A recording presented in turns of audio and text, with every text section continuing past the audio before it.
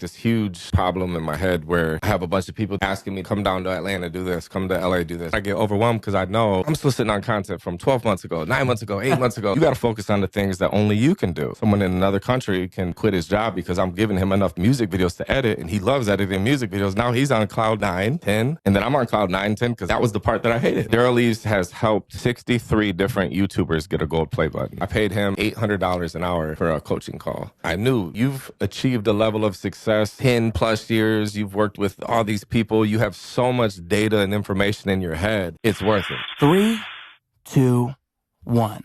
Hello and welcome to episode 66 of Ruse Radio. We are back at it again with a very special guest, a guest that has been mentioned in this room many times. Special guest, could you please introduce yourself? Cracka Lack. Cracka Lack. That's awesome to hear. Well, dude, I feel like you're a very wise soul when it comes to content creation and when it comes to like the atmosphere that I'm within with hip hop and people who, I mean, in this day and age, a lot of people are making their own stuff. Yeah. And ever since I ran across you and we did the 60 Seconds interview a long time ago, I've just been keeping up with your content since. And I feel like you really offer so much when it comes to what you actually say. Like, it's not like you're bullshitting people. Mm-hmm. You're giving them the sauce. You're not holding back at all. And I think that can be observed through the way that people respond to your content. You see so many people who say, like, because of you, I do this, or because of that. Yeah. And I just imagine that must be gratifying for you. And I'm another person feeding into that right now, but that's what I see you as. And I think that you represent that well. Thank you, man. I greatly appreciate that. Yeah, man. I mean, if you want, I mean, we could just go all the way back. What's the story that leads to that Cracka Lack that we see today? I mean, how does that happen? How do we get this guy? Yeah, so basically, I'm 15 years old, and my best friend, I wake up at his house. So, remember Backstreet Boys and NSYNC? Yeah, right? Yeah. Okay, so boy band era, me and my best friend at the time, we're in like 5th grade, and I remember on recess, we wanted to start a boy band. And we had tryouts on recess like every day for a week. And you had to sing a line from one of the Backstreet Boys songs because I want it that way. So we did that. I mean, we didn't do anything with it. But yeah, we want to start a boy band in 5th grade. And then in 6th grade, I bought a set of drums. And I wanted to start a rock band. Okay. That was the thing at the time. We started like skateboarding and wearing Quicksilver and Billabong and shopping at PacSun and having the wallet in your back pocket, and you have the chain, that era, right? So I'm playing the drums, he's playing the guitar, then hip hop comes out, and it's like Nelly, 50 Cent at this time are the big guys. You went through quite a few genres just now. And 50 Cent, like the Get Rich or Die Trying, that was a big thing for me. That like made me kind of fall in love with hip hop. And then, yeah, he started, I remember waking up at his house one day, and he was like recording a song. I was like, what are you doing? And he was breaking down like, yeah, I made this beat on FL Studio. This is like FL Studio 2 or 3 or something. It's way back in the day, where now it's like 20 is the newest one. And yeah, we had the small history with the music stuff together. And he said, you should do it too. And I'm like, hip hop, rap. I'm white, man. Like, what am I gonna do? And then he had the idea of, Eminem and 8 Mile was around at this time. He was like, why don't you do what Eminem did? And 8 Mile kind of like make fun of yourself. So I was like, okay, I'm gonna be like the white rapper Cracka. And then it was like, yeah, that's dope. And so I actually went by Cracka for, I don't know, like my junior and senior year of high school. And that's just Cracka. Just Cracka, which is kind of, it's cringe.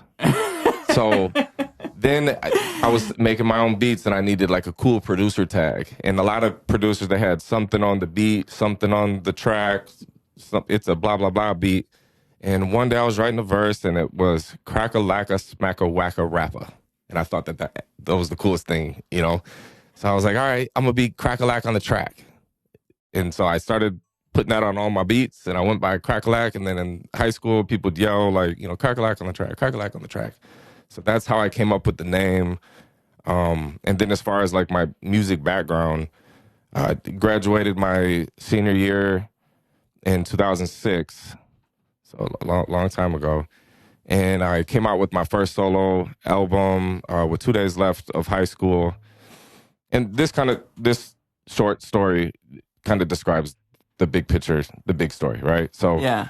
2 days left of high school, dropped my first solo CD. And then me and my friends, we burnt 200 copies. And then I was selling them for $5 a piece.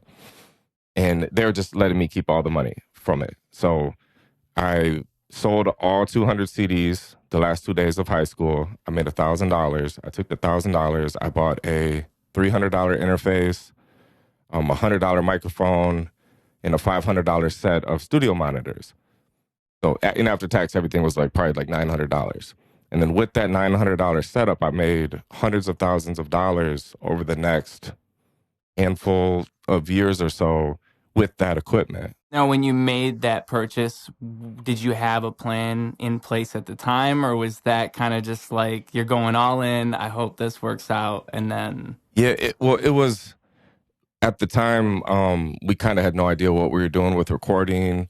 The microphone we were using was like a $10 plug into the micro, not even like plug into the USB, plug into like the microphone input, like back in the day. So the quality sucked. So it's more so like, now we can have a real mic and it'll sound better. Now we can actually have, a software and we can take our time, because we used to hit record. And then if there was like me, you, and her on the song, it'd be like, I'd have to say my part and then be doing this and blah, blah, blah, blah, blah. And then you would do your part. And then if you fuck up, we got to do the whole thing over. We didn't know about like recording separate takes and stacking vocals or anything like that. So like when I said my first CD, not only was it bad, just quality was bad, recorded. I knew nothing. Yeah. So the initial thought was, I'm going to keep making music. Me and my friends are going to keep making music, but now we're just upping, the level of the quality. And then I found that one friend out of the group had to be the nerd that was going to make all of our beats. So like YouTube type beats wasn't a thing back then. I think YouTube actually came out when I was like my senior year. It was like 2005, 2006. So to have beats to rap to, you had to make the beats. So I was the friend out of the group that was like, okay, I'll learn how to make the beats. And then someone had to be the one to sit there and learn how to record and mix and stuff. So I was like, I'll be the friend that's going to learn how to record and mix. And then, I fell in love with that type of stuff. Long story short, when I'm 23, so by 23, from 18 to 23, I put out 16 full-length albums. So I was using it a lot. So I got a lot of practice to get good at what I do now. But I realized that actually being the artist, the person rapping or singing, was not for me, but I was really good at the other stuff. And so throughout that time, I needed money too. And then I found out I was going to be a father, and I was poor. So it was like, okay, I think all of my time needs to go towards making money. And whether people like my music or not, when they would hear it, they would ask like, yo, who makes your beats? Well, I do. Well, how much would you charge to make beats for me? Okay. Blah, blah, blah. And now I'm making money selling beats. Well, then they'd hear it. This sounds pretty good. What studio do you go to? What's my studio? What would you charge for studio time? So now I'm offering studio time to them, and then designing people's covers, because I was designing my own covers. So my whole journey has been, I was my initial customer. So I needed beats, so I learned how to make beats. I needed a studio, so I made my own studio. I needed artwork and graphics, so I learned how to do Photoshop and graphic design. I needed physical copies of my CDs to sell to fans. So I learned how to do CD duplication, and eventually started a CD duplication company. And that's what my wife now runs. And so yeah, it was just, I was the initial customer, learned how to do things. And now I offer all of those things that I needed as a service to help other music artists. Yeah. Where does that transition occur then? Like, what made you really recognize I'm not a rapper. I'm not the rapper. Yeah. I should just stop doing this. Because that, for me, that'd be hard to put my pride aside. I know as a rapper myself, if I was really, because I can edit a video, but I don't know if that's my calling. And so it's like, if I got so much recognition for it that I realized, okay, rap's not my calling. I don't know. Is it like something you felt in your heart? I guess maybe that's what it is. It's your calling. You felt your calling was not rap. Would you say that? Yeah, I have a lot of self-awareness, and I think I've always just had a high level of self-awareness. So at the time when I was making my first CD, I thought it was so good. But then the second I made one song towards my second CD, I realized, oh God, there's a big gap here. That first CD that I thought was amazing, I think it actually sucks now because of the level of my second CD. So then I would just do a whole second CD in a matter of 2-3 months, release it, artwork, everything. and then think it was awesome. And it was like, okay, I'm going to take this project. I'm going to go to New York. I'm going to try to get a manager, try to submit it to record labels, shit like that. And then I would start making a couple songs towards my third CD. And then those songs felt to me and sounded like they were like way up here. So I'm like, you know what? Fuck both of those first two CDs. This third CD is going to be the one. Well, eventually I had 16 CDs to where I was like, fuck all 16 CDs. And then I noticed too that, you know, by this time I was doing a lot of shows kind of like weekly around like Michigan or Indiana, Ohio. And whenever I would perform, like I'd almost have to get blackout drunk. And so I would always think big picture, like, okay, if my goal is to actually do this for a living, music artists, they go on tour and they're doing shows every day. So right now it's one thing if I perform 3 times a month and I have to get blackout drunk 3 days a month, that's not that big of a problem. But if I'm on tour and I'm doing a show every single day and I have to get blackout drunk every single day, that's a problem there, for one. And then two, being the music artist, whenever people come up to you, they're like, oh, you're a rapper, let me hear something. And I was always a writer. I didn't freestyle. And so whenever I would like freestyle or do some on the spot shit like that, it just wasn't me. And so I knew that.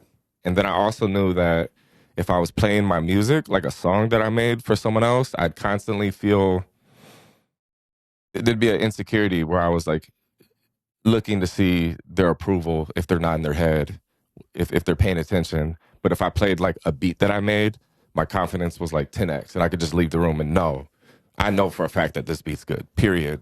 You know, but if it was my song, it's like, I think it's good, but I don't know if they think it's good. Let me pay attention to just that security. So put all that together, that's where I was like, okay. And it was a huge deal because I felt like I hate wasting anything. I hate wasting time. I hate wasting content. I hate wasting footage, beats. Like almost any beat that I had made up until a certain point was available online, where some people have like throwaway beats and they don't even finish them. For me, it's like, no, if I started it, I want to see it through and put it out there, and maybe someone else out there will see something or hear something that I don't hear, and then they'll buy it. And that's happened. So I've never been big on wasting shit. And so I felt like, bro, I got 16 albums, my whole reputation, everyone knows me as Cracka Lack, you know, this music artist guy. And it was a huge deal for like a year for me, where I was like back and forth and I didn't know what to do, but I knew I didn't have money. And I knew, you know, when you find out you're going to have a kid, you have 9 months. So it was like, maybe I'll just take a break and we'll see what happens. And I started that break and I've never looked back. Never look back. That goes for most things in life, right? We must invest. Invest in yourself. Invest in your ideas. Investing is a long-term opportunity. Investing means that you truly believe. Investing. I'm invested in what I'm talking about right now. And if you are too, I think you might be interested in Robinhood. Robinhood is a commission-free stock trading app just for you, folks. They made it just for you. So you, the people, can invest. They were tired of all these runarounds. They were tired of all these businessmen in suits saying, yeah, you can't invest. Only we can, little boy. They changed the game, okay? And if you hop in that link in our description, if you're not already on that Robinhood train, boom, your boy's got you. Free stock right there. With all that being said, let's get back to biznatch. Yeah. And then when you made that shift, I mean, I guess a question I would have from my perspective, because I feel like I'm at a stage that you were at once, where it's like, I do have a lot of these skills, but I don't know. And I'm sort of tapped into the market, but it's just interesting to me to hear you say all that, because I don't know where these customers come from. Like, where do you find these people? I mean, I have the skills. I could record somebody. I could make some digital art. I could do this and that. I do it for myself all the time. But the thing is, like, I'm sure a lot of it's connections. I mean, was that what it is for you? You just had a lot of people that you knew through doing music and through networking through that? Was it that type of thing, or was it something else? How I've always done it is they find me. So I'm always, like, even right now, she's filming, we're documenting that this happens, because if I want to be a guest on more people's podcasts, I have to put that type of energy out into the universe and show that I'm doing this right now. And so from me having footage to show, hey, I'm here with Roos on his podcast, I'm going to get clips or content out of this, put it out there into the universe. Someone's going to see it and then invite me to be a guest on their podcast. And then someone's going to see that podcast, and then they're going to ask me to be a guest on their podcast. So it's like this big domino effect. So the same thing with getting customers. It was, I'm making beats. Okay, let me turn the camera on and show me making a beat. Boom, comments. How much for this beat? You know, how much would you charge to make a beat? I have an idea in my head, blah, blah, blah. So now I'm making beats for, you know, more and more people. And it started with just having, you know, I was my own customer. That led to me meeting a few people, and then you have a conversation, and then, you know, if you talk about just collaborating. So say you, for example, if you reached out to another artist and asked them about making a song together, he's going to ask, like, you know, who made the beat? And let's say, do you make beats? Oh, you're asking me. Do I thought this was still part of the story. Like the guy is saying in the story, do you make beats? Yeah. No, I used to. And then my heart wasn't in it But you record and mix your songs? Yes. So right there, it'd be like, hey, bro, I want to make a song. All right, sweet. You know, you send over a beat. Then he's like, all right, you know, where do you normally record at? And then you tell him, oh, I record all my own shit. And he's like, oh, well, yeah, I'll come over and record there. And so now you have him as like a test example where you could win him over as a customer. So now you record him to do his part on your song. He hears himself and he's like, dude, this was sweet. This was cool. This was easy. What would you charge? I have, you know, some solo songs that I want to do here. And you're like, all right, this much. He's like, all right, cool. So now he starts coming here using your studio. You're making some money now. And it's doing something you enjoy doing. And then his project comes out. There's going to be at least 1, 2, 3, 4, or 5 people that he might have on his CD. And that's kind of how it worked for me. It was like I made a song and had someone else be on my song. So they came to my home studio. Then they did a whole project with me. But then on their project, they had like 4 or 5 friends that were on it. So now their 4 or 5 friends started projects with me. They had 4 or 5 friends on theirs. So eventually it was like I started with 1 customer, then I had 5. Then those 5 turned to 25. And then the next thing I know, I had hundreds of customers. Yeah. Yeah. And that's it really just how it spider works. webs out like that. Yeah. I mean, I know one of those pieces of advice I've heard once before is the best advertisement is word of mouth. I believe. And that's essentially that. It's like, you know, but you're saying you don't even try and reach out to people at all. You don't even worry about that. You just kind of let them come to you. Yeah. That's always worked out for you. And yeah, honestly, I was gonna say in the beginning, but no, it's always been that way. And even to this day, so not that I dislike it, but I'll never get a customer. I won't say never. 99% of the time, I'm not going to get a customer from someone tagging me in someone's status that's specifically just looking for someone to make them a beat, or they're looking for a studio, or they're looking for someone to do a music video. Because whenever there's a post and someone's just looking for any music video guy, now you're in the commodity lane. The commodity is whoever's the cheapest guy to come there first. That's who. Just like when we get gas. There's no brand where we're like, I only get gas at Speedway. I don't put that other type of gas in my car. It's like, no, when we need gas, we go to whatever the closest gas station is with the cheapest price, and we don't care. That's what it is. So any of those statuses that are looking for, man, I need a beat made, tag a producer. They're looking for commodity, cheapest, lowest price guy. And I've grown out of that, you know, for over a decade. So they'll never pay me thousands of dollars on a generic post I'm looking for someone to shoot a video this Saturday. No. If they're doing business with me, they have to have known who I am, been following me for some time, and then they appreciate who I am and what I offer. So now they're not just looking for anyone that can shoot a music video. They're specifically seeking out Cracka Lack. I want to specifically work with you because I've seen who you are and what you bring to the table. Yeah. And I wish I could remember what exactly the piece of advice it was, but I saw you once on, it might have been Facebook or Instagram Live, and I think you're going for a walk or something, Probably, and you're just giving a bunch of advice. And you said something about how, like, I think that's what it was on, and you said something about how people complain about prices and this and that, but, like, you are the person who pays that price. What you value yourself as, I think I'm getting this advice right. What you value yourself as, like the people that pay that price, that audience is that price value as well. So like that $500, the person who pays $500 is not the guy who pays $100. Like they're just 2 completely different people. And maybe I'm getting it wrong. I just know that there is something along those lines. And there's something to that though, where it's like, you have to value yourself at a certain, another piece of advice that you've posted on Facebook once that I think of all the time, is that it was like raise your standards, raise your standards, something about your standards, raise your standards, raise your something. Do you remember this post? Do you know what I'm talking about? Oh, it was so good. It was something about raising your standards, but you phrased it beautifully. You're real good at those Facebook posts, man. Thank you, man.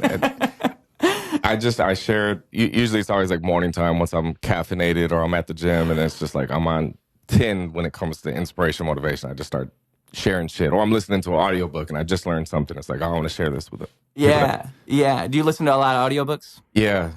So I actually, as of August, was it August last year? It hasn't even been 2 years of me like reading.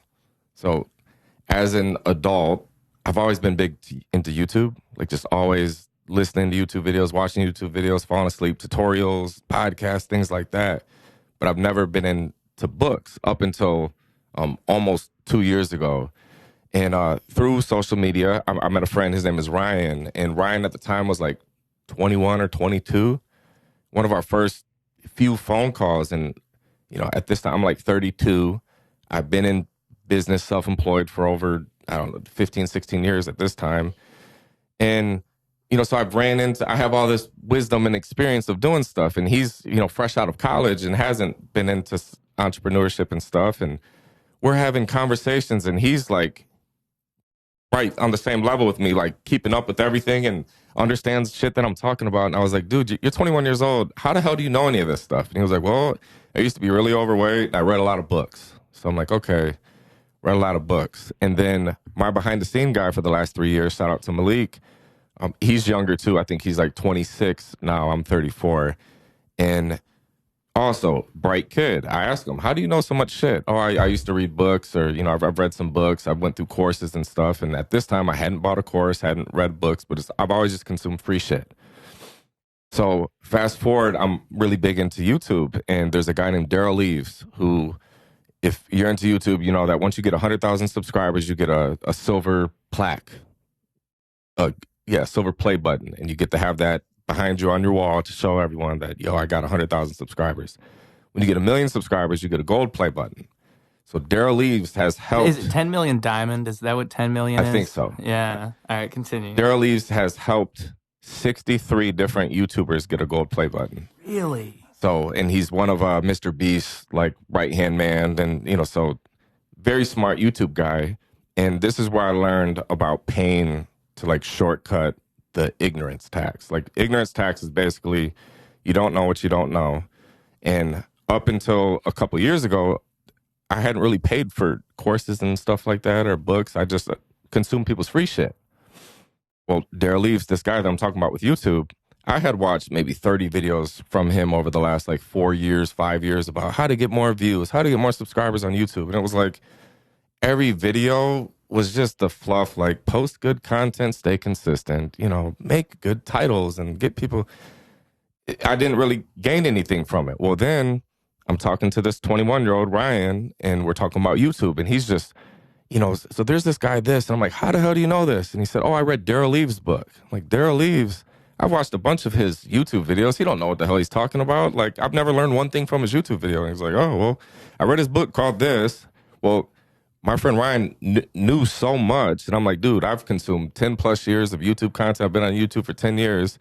And you've only been on YouTube for a few years. And you know all this stuff because you read this book. So I bought my first book as an adult, like less than 2 years ago. I read the whole book in like 4 days. I was obsessed with it. I like couldn't stop reading it.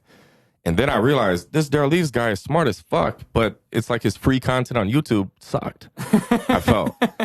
Maybe on purpose. Maybe that's I don't know. By design, I don't know. So then it was like, okay, bro, there's so many people that have consumed their free content and they're always, they're selling something. And I always had this mindset of like, no, you're just trying to get me to buy your book, buy your course. You're not going to get me. And I'm like, no, that's the stupid way to think of things. Instead, it's like they have, Derral Eves to get the 63 channels with the million subscribers, like he's learned a lot of shit about YouTube. So it's like I'm paying for all of that wisdom summed up into a book that you can get through in like a day or two, you know, like 4 or 5 hours, something like that. So from that point forward, so I've read over 150 books in the last maybe year and a half or so.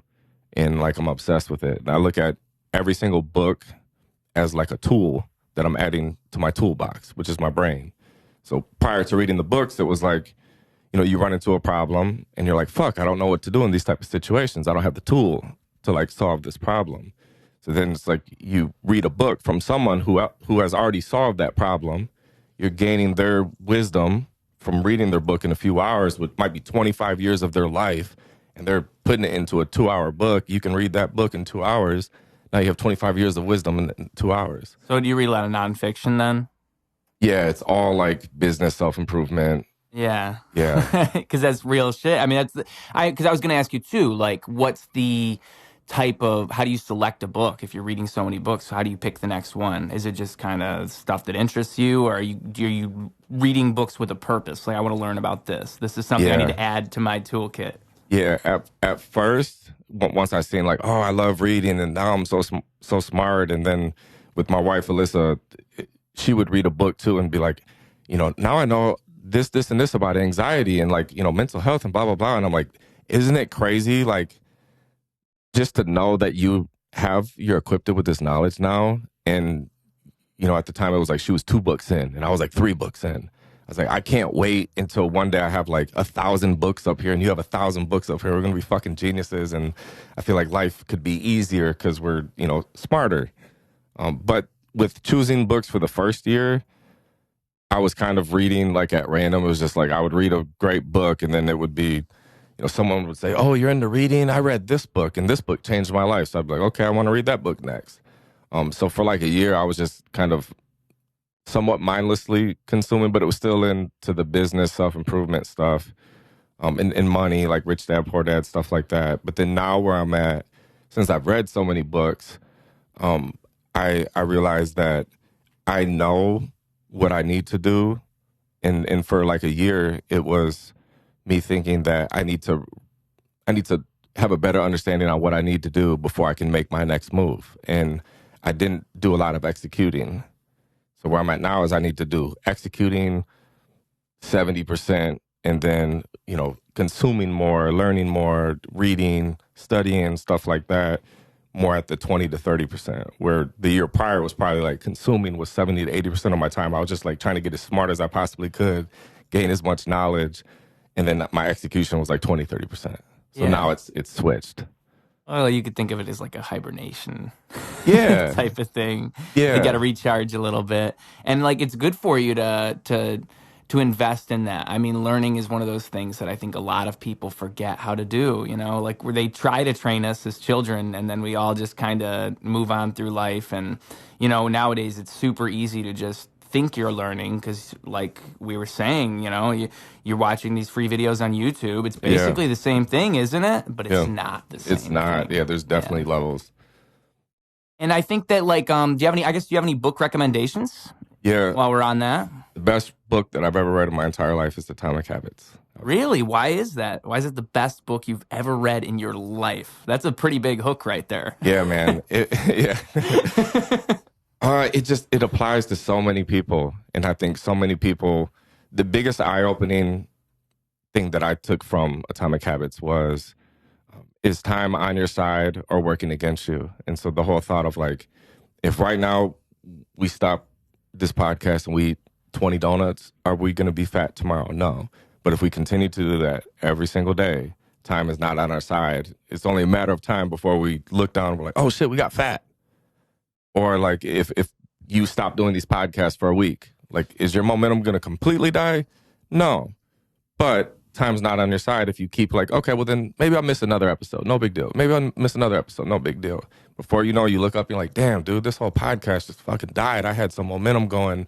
What happened? Well, it was like one bad decision that led to another, that led to another, that led to another. So when I read Atomic Habits, I realized that one, I had a lot of bad habits. And then two, I needed to get time back on my side. And that's, you know, on the opposite side of the coin is if you go and work out right now, are you going to look in the mirror and have the perfect body that you want? Like, fuck no, it's going to take some time, but you just want time to be on your side. So it's like, okay, I can just focus on today. What am I going to do and accomplish? And, what decisions am I going to make? Okay, my goal is just to win the day. Now, if I win today and I just focus on winning the day, before I know it, I'm going to look up and, years went by, and out of those 365 days, maybe 50 days I fucked up, but 315 of them I did the right thing. And then, the next year you keep stacking that. Before you know it, you look back and like you've made so much progress, but it's from stacking up all those, wins each day. Yeah. Yeah. Wow. Have you read Atomic Habits? No. I highly recommend it. I highly recommend it, dude. I to be honest, I have not dived deep into reading. I am still at the beginning stage of your story where I am just on YouTube thinking I'm learning. And you've just enlightened me, my friend. I think I'm really going to go into it. I think I might start with that book right there. Because I've been thinking about that lately. I think there was something I heard Jocko Willink say, I believe. And he was just talking about, I can't even remember how he put it, but it just made this light switch go off in my head where it's like, the thing about little habits and the little things we do to make our lives better is that it's not like it's just making our lives better right now. Like, you have to think about how it's going to make your life better a year from now and 6 months from now and 2 years from now. And goes with what you were just saying about time's not on your side. Like, making those habits change now benefits the future in ways that you can't even imagine in this present moment. Like, you re-habitualize yourself if you make the right choices. And just that whole idea, it trips me up because it's a very hard thing to do. Like, that's easy to say, but to actually re-habitualize yourself in any manner is one of the hardest things to do. Like, I agree. Yeah. I mean, with this podcast in particular, since we're using it as an example, I'm trying to pick it up and do it more often and make it a thing that I'm doing every single day. This is going to be a job for me, for real, because I love doing this type of thing. It's You're really good at it too. Thank you, I appreciate that. It's just it's something that comes naturally to me, and so with that being said, it's something that I need to habitualize. Like, oh, I'm the manager here. I have to reach out to people. I have to be like, hey, come on the podcast, blah blah. Like, it's not like there's another dude who's going to do all that for me. And if I do habitualize that now in this present moment, then this could just go through the roof in the way that I'm imagining it in my head. And it will. But only if I do that. If I don't re-habitualize myself, I'm fucked, because then I'm just going to, it's like you said, it's going to wither away. It'll just be a thing that's like, hey, that was cool. And that's the nightmare. I'm here today from seeing your momentum. Thank you, man. Yeah. Well, describe the momentum to me, because I can't even conceptualize it. I'm not part of it. You know what I'm saying? When you're a part of it, you don't know what it is. So what's this momentum that I hear of? It's because I've been following you for over, 2 years since we met at my studio, and just seeing that you're always posting. So like, consistency is a huge thing. So most people, they kind of get spurts of consistency where they might be consistent for like 2.5 weeks and they're every day going really hard, and then they fall off for like 2 months, and then they go consistent for a month, and then they fall off for 3. But with like momentum, you have to be consistent, because every like day that you're not consistent, it goes down a little bit, not all the way back to zero. So it's like, I've seen you build progress, and I've seen, numerous people be on here, and then also you're doing it the right way to where, not only are you capturing audio, you're capturing video. So now you're hitting 2 different universes with that, and then you're doing clips, short form, for all of the social media. So it's like, you're doing it the right way. So as long as you keep doing what you're doing, it's going back to Atomic Habits, it's only a matter of time. Like, you're already going to have the podcast you want. You're on track right now. And then just always think more big picture down the line versus like trying to judge 3 months from now if this podcast is a success or not. It's like, no, judge 3 years from now if it's a success or not. Dude, okay, so speaking of that, I'm all into, like, in my brain now, I'm thinking about 10,000 hours. I'm thinking 10,000 hours. I have been keeping track. We are at 32 minutes right about now, somewhere around there. And so once we hit an hour on this podcast, with the way I'm keeping track, we are roughly at 1%, my 100th hour of official Ruse Radio podcasting. That's awesome. I'm looking way in the future. All right? I'm talking like 4,000 episodes. That's awesome. So we'll see where we get, but it's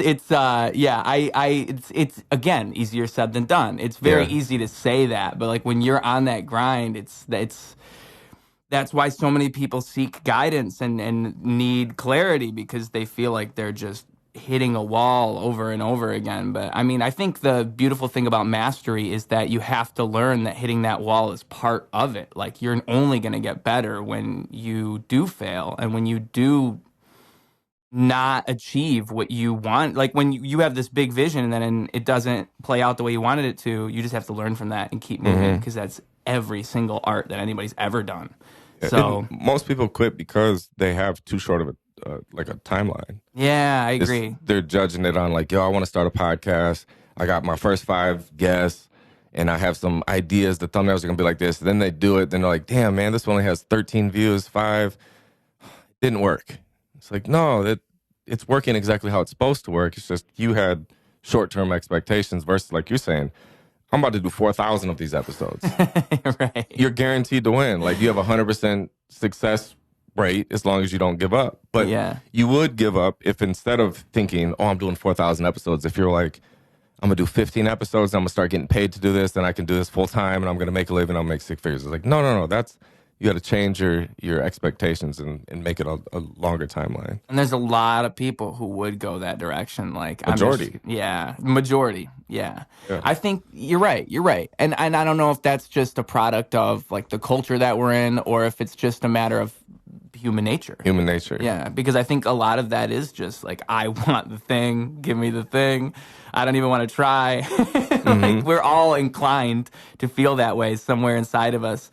But that goes against the nature of mastery and the nature of getting actually good at something. Because, to me, it's not even simply about just like having this big thousands of episodes, blah, blah, blah, hundreds of hours. It's like there's something beautiful about being able to represent people and what that becomes and the conversations you can have with people and the way that can shift and change culture. And I think that that's a beautiful thing to be a part of. And it's like you just got to find that thing and sink yourself into that. And once you find the thing you're passionate about, it's no longer a short term. There's nothing that can satisfy you more than the thing you're doing. But a lot of people fail at doing that. They just can't figure out what it is they're passionate about, or life gets in the way and they get sucked into something they didn't really want to do. Yeah. And then they're there, and then so I don't know, man. It's just something that I feel like we can only lead by example, right? We can only go out there and do what we do and hope that people will gain the wisdom that we're trying to put out there. I imagine that's a lot of the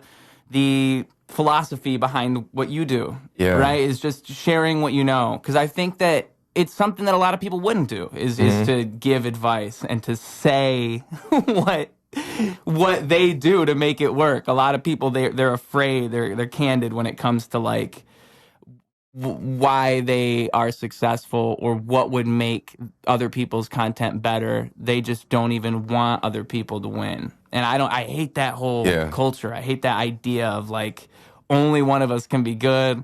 It's hard to interview those people. It's hard to bring that person on a podcast because they're all like, all of a sudden they don't want to talk about They don't want to things. give away the sauce and stuff like that. But what I realized is, like, I did a post maybe a couple months ago, but it was, have you used Canva for art design? A little bit, yeah. So Canva is a free app, and they've just made graphic design become super easy. So I did a tutorial just showing music artists, like, you might not ever have to pay for album artwork ever again. Here's how. Go to this website, Canva, go through the different templates. You can just drag and drop your pictures, change the color, change the text, change what you want it to say. And this shit looks really good. And let's say you plan on releasing a song a week, 52 songs in a year, and normally you have to pay, say, $50 for your artwork or $25, $40 for your artwork. You're going to save thousands of dollars through this. One, I wouldn't say a friend, like an associate through social media of mine, he had commented on it. And he was like, bro, you're literally taking food off my plate. Why would you do this to graphic designers, blah, blah, blah. And I'm like, that has nothing. I said, think about it. I make a living shooting music videos, and I have tutorials saying how to shoot a music video tutorial with hundreds of thousands of views, how to edit a music video tutorial. People aren't paying me because of the camera that I had. So even if I said, Hey everyone, I use a Sony a7S III. I use a Sony Zeiss 55mm lens, and I use a Sigma Art 24mm lens. There you go. Get the same equipment as me. Your videos aren't going to look like me because it's my thought process. It's my approach to things. It's knowing how to use that equipment is a huge piece versus because you get a lot of people that, save up money and they're like, I'm waiting to do this until, like, let's say this podcast. You said your goal is to get those Shure SM7B, those nice ass mics, but you're already about to hit 100 hours of podcasting without those mics. Most people would have waited to start the podcast until they get the shit, and then they get the shit, and then they suck at podcasting, and then they quit because they're like, dude, I got all the best shit and I suck. So it's like, use what you got until what you got pays for what you want. And yeah, where I was going with that. I mean, that's true though. I mean, a lot of people they I don't know where you were going with that either. I lost that thread right with you in that same moment. But I will say too that, like, I have giving away the sauce. That's giving what we're away the talking about. sauce. Yes, giving away the sauce. Yeah. And yeah, people just don't. I mean, just, I don't know. Now, do you know where you were going? You want to go back to it? Because I was going to go somewhere else. A lot of people have, they think from a place of scarcity, where it's like, oh no, there's only so many people that need videos. There's only so much money out there. And when that is true, but I have an abundance mindset. It's like, yo, there's enough, that the pie is so big that I can help you get a piece of it, and you get a piece of it, and you get a piece of it.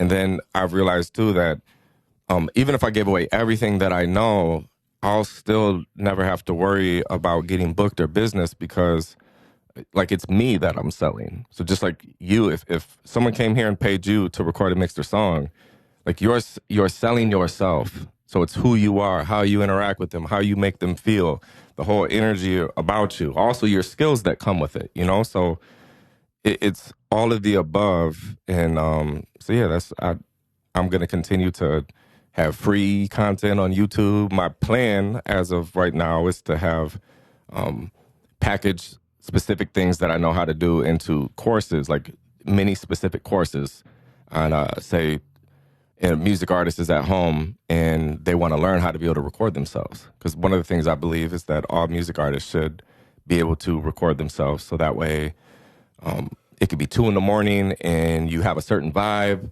and you have this energy and you found this beat and you're like, oh my God, I got a concept. Like, I have this energy, I have this vibe. Like, I want to be able to capture it right now. Normally, if they're a customer of mine, then it's like, let me go to Cracka Lack's website and I'm going to book an appointment for a month from now. It's like, how are you going to feel in a month? And this is my own business. Like, this is anti-good for my money. But even if it's just I think they should be able to capture that. Well, for the record, that's how a lot of my earlier music was. That's what most of it was. Some of that stuff I wrote at 4 a.m. and recorded at 6 a.m. Like, ridiculous. Yep. I would never do it now, but I was just in this really weird creative state, and that was what it was. And none of that music would have been what it was if I wasn't recording it myself. Yeah. So. Yeah. And my plan is, as of now, I want majority of all of my courses to be less than $100. And so any of my clientele has always spent more than $100 for any service. And so I'm basically saying, hey, I'm going to teach you how to do this thing. And then what is the saying of, like, teach someone how to fish, they can eat for the rest of their life, or you catch a fish for them, they can eat for today. Give a man a fish, he'll eat today. Teach a man a fish, he'll eat for the rest of his life. I think exactly. Yeah, that's a great quote. It is. That's my thought process with these courses and stuff. It's like, yo, can I just pay you to come record me? It's like, or for less money, buy this course. Even if you don't want to go through it, if you don't want to be the person to record, have one of your friends, someone on your team, your girlfriend, whatever. You need to have this in your life, right? So learn how to do it. You can learn directly from me. If you already like me and the way that I teach and explain things, then you're going to like the course because it's me teaching and explaining how to do the shit. And less than $100, boom, now you know how to record all your shit from home. And then if it comes to, like, mixing and mastering, that'd probably be a separate course, right? Now, this is for people that already know how to record. And the next step up here is you got to learn how to mix this shit. Okay, well, I'll teach you exactly how I mix. Which, believe me, those are 2 separate courses. For sure. Those are not one course. Yeah. Oh my God, are those 2 completely different things? Because I feel like most artists, Okay, I think every artist needs to be able to record their own shit, period. Do I think that every artist needs to mix their own shit? No. I think maybe a small percentage has that talent or that ear to where it's worth mixing their own shit. But for the rest of them, they should just be able to capture it right there in the moment. Sweet, we captured it. Now you can send it off in a week, a month, 2 weeks, whenever you is. The most important part is you captured it. Well, and not only that, I kind of look at it too, where it's like you have to figure out, like, if you want to be really economic about it, you can even go into like statistics. You could say like, how much percentage of my brain am I giving away by spending my time mixing this music? Yeah. If you're not that guy, if you're the rapper, stop mixing your music. Like, just, but there's benefits. Don't get me wrong. Like, I'm all about mixing my own music, and I wouldn't have it any other way. But if you are the guy who's the rapper all the way, yeah, I would just tell you right there. Like, just send it out, pay somebody. If you know you're not passionate about it, just don't even waste your time on it. Cause even if it's a priority for them too. So a good example would be the artist that I've been managing for about 3 months now. His name is Speed Gang, and as of now, any music that he's ever put out, he's recorded, mixed, and mastered himself. So that's something, for your ego to make you proud. But now that I've come into the picture, it's like, hey, it's awesome that you've gotten to where you're at right now all by yourself. And it's cool. Your ego probably feels good. You've done all this shit by yourself. Look at, no one helped you. You did all this. That's awesome. Now let's start thinking smarter and think like a business. When you go into McDonald's, imagine if there was one guy in there and he was like, I do everything. I ring everyone up. I make your fries. I make your burgers. I do the drive-thru. I do everything here. And I do the bookkeeping, whatever. It's like cool and all, but that's not very smart. The smart thing for you to do would be, you know how this business operates, focus on how the business operates, and teach someone how you ring people up. Let's teach someone how you make the fries. Let's teach someone how you do the drive-thru. So with Speed Gang, for example, I was telling him that focus on the things that we can't replace you. When people listen to your music, it has to be you. We can't replace that. Now, when it comes to mixing, anyone can mix your shit. So let's take that off your plate, because he'll tell me some days, like, I've been mixing this for the last 3 days. Like, fuck no, that's not a good use of your time, dude. Keep making new songs for the last 3 days. I'd be really happy. Same thing if they were editing their own music videos. It's like, dude, you have to be on the camera, so we can't replace that. We have to hear you on the song. Whoever's mixing your shit, let's delegate that. Whoever's editing your videos, let's delegate that. You have to be the person showing up on your social media feed. Great. Does it have to be you that's the social media person that's writing the caption and posting it and, managing your feed? No. Let's take all these things off your plate so you can focus on like your zone of genius and the things that like only you can do. And that's what I'm also doing in my own career and businesses right now, is focusing on, for example, when someone books me for a music video, they're paying for me to show up, me to be there, me to be directing. Do I have to be the person with the camera in my hand? No. So I've done some videos where I've hired someone who I thought was, a good camera operator, and paid them to shoot it to where I can focus literally on the vision, the directing of it. And that was awesome. That was fun. So then when it comes to editing, does it have to be me sitting in my underwear editing the video for a whole week? No, it can be anyone editing it. So I've been, just this most recent one, I hired a guy through social media, and he's in Russia or Germany. He's on the whole other side of the world, and he's a bad motherfucker at editing, and he loves editing. I hate the editing part of music videos. I have fun, and I get energy when I'm like there creating, we're having fun. There's the behind-the-scene camera. We're talking and, entertaining the audience on YouTube. Interacting and engaging with the artist. We're talking, we're, asking me questions about music marketing, how to promote the song. Like, that's where I feel alive. Then when I leave, and now it's like, oh, fuck, I got to sit down and edit this music video. Oh, fuck, I got to sit down and edit this whole behind the scene vlog. Those type of things, like, drain me of my energy. And so now what I do is the second I get paid from the artist, I already, like, take out the money, and I'm like, hey, I want you to edit the YouTube vlog. I want you to edit the music video. I'm done. Yeah. And so, yeah, obviously I do the final say or revisions when they send me in. It's like, hey, I would change this, this, and this, or let's do this. And so it's all still like my brand, but I've realized that that's what they're not paying for me to hands-on do everything. They're paying for like my touch and what my touch and my judgment is like, if someone sucks at editing videos, I would never in my life let them edit one of my videos. So if they're paying me to shoot it, they're paying for my judgment and my taste on, I've edited, say, 99% of every video. I've done about 500 music videos, and I've maybe only paid for like 5 to be edited. It's like, majority of them are me, but where I'm moving into now is like, hey, you got to focus on the things that only you can do. And, I'd be a happier person. I'd probably have more money. I'd have more people around me, a bigger team. And then also it's making more of an impact when someone in another country can potentially quit his job because I'm giving him enough music videos to edit, and he loves editing music videos. Now he's on cloud 9, 10, and then I'm on cloud 9, 10 because that was the part that I hated. So it's like, hey, you win, I win, the artist wins, the video's getting back in time. Like, yeah, it's a win-win. How do you for everyone. find that it's just people you know? That's how it's been from, like, you've never had a bad instance of sending a video out and like, oh, this edit's not going to work at all. That's had nothing like that, right?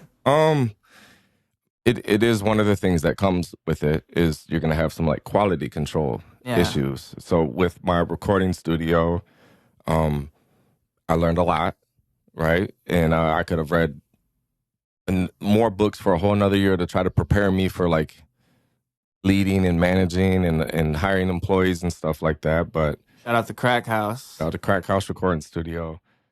With that was when I ran into quality control. And not that I'm assuming that no one's ever complained about working with me in the studio, but word does get around. And I would say I have a good reputation, and word never got back to me for 19 years about someone having a bad experience at my studio. So I technically had no complaints. Well, then I hired 2 guys at the studio at first, still had no complaints. And to keep growing, mistakes I made. I had 5 guys at the studio. Boom, I had like 9, 10, 11 complaints within like 6 months. Quality control issues. I'm not there. And so to them, they're doing their best, but it was all my fault because I'm the leader. I'm the one that was supposed to do quality control. I'm the one that was supposed to make sure I trained you specifically to where I was like, yup, I'm putting my stamp on you. Cracka Lack approved. You're good to go. Now I'm going to let you, work with customers and stuff and have them pay their hard-earned money.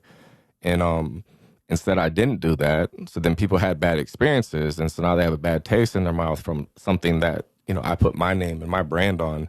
And so that was hard with the studio. But again, it wasn't their fault that they weren't good enough at mixing or, I don't know, people skills or talking or making people feel comfortable and stuff. On the side note, what I tell people is it's almost as important or even more important, like your people skills compared to like your technical skills. So one of the main guys that has been with me at the studio, they call me Heat. He's got phenomenal people skills. Like if he was here right now, you would be smiling. You would just feel his energy. And he's also really fucking good. But let's say you take a different person who doesn't have people skills, but he's really fucking good, which was one of the guys that I had hired. He really good technical and could teach how compressors work and why the difference in depth with the analog gear compared to digital and blah, blah, blah. And I don't understand any of that shit, but I can mix better than him. And so, and then the people skills too. So it's just like, yeah, side note, the people skills are making people feel a certain way. I remember going up to the studio and I'm dropping water bottles off and Heat's in a session. They call me Heat, that producer. And there's an artist there, and I'm like, oh, you're what they call me Heat. This is the guy around here. And then they just smile, and they're like, oh, I just love him so much. It's like my 4th session with him. He always takes care of me. They're blah, blah, blah. And it's the experience, that you're selling, and it's the way people feel when they come there versus you could just be awkward and not fucking talk to them and then just do a good-ass job mixing, but they're not going to have a good experience because they're going to be like, I mean, the song sounds good and all, but it was just weird being there. The guy was weird. He was kind of whatever. So it's like both of those skills. Yeah. And it matters a lot, like what people leave with.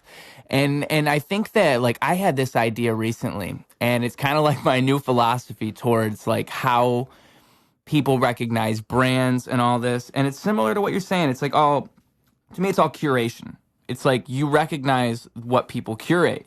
So you're not recognizing them for what they are necessarily. You're recognizing them for what they're able to curate. And that goes for everything they're doing, not just like the art they create. Like it's not just the music videos that you put out, but it's like you're saying, the people that you bring on board. That's also part of your curation. And it's coming from the same mind. It's all that same process. And so there's a trust there in that curation.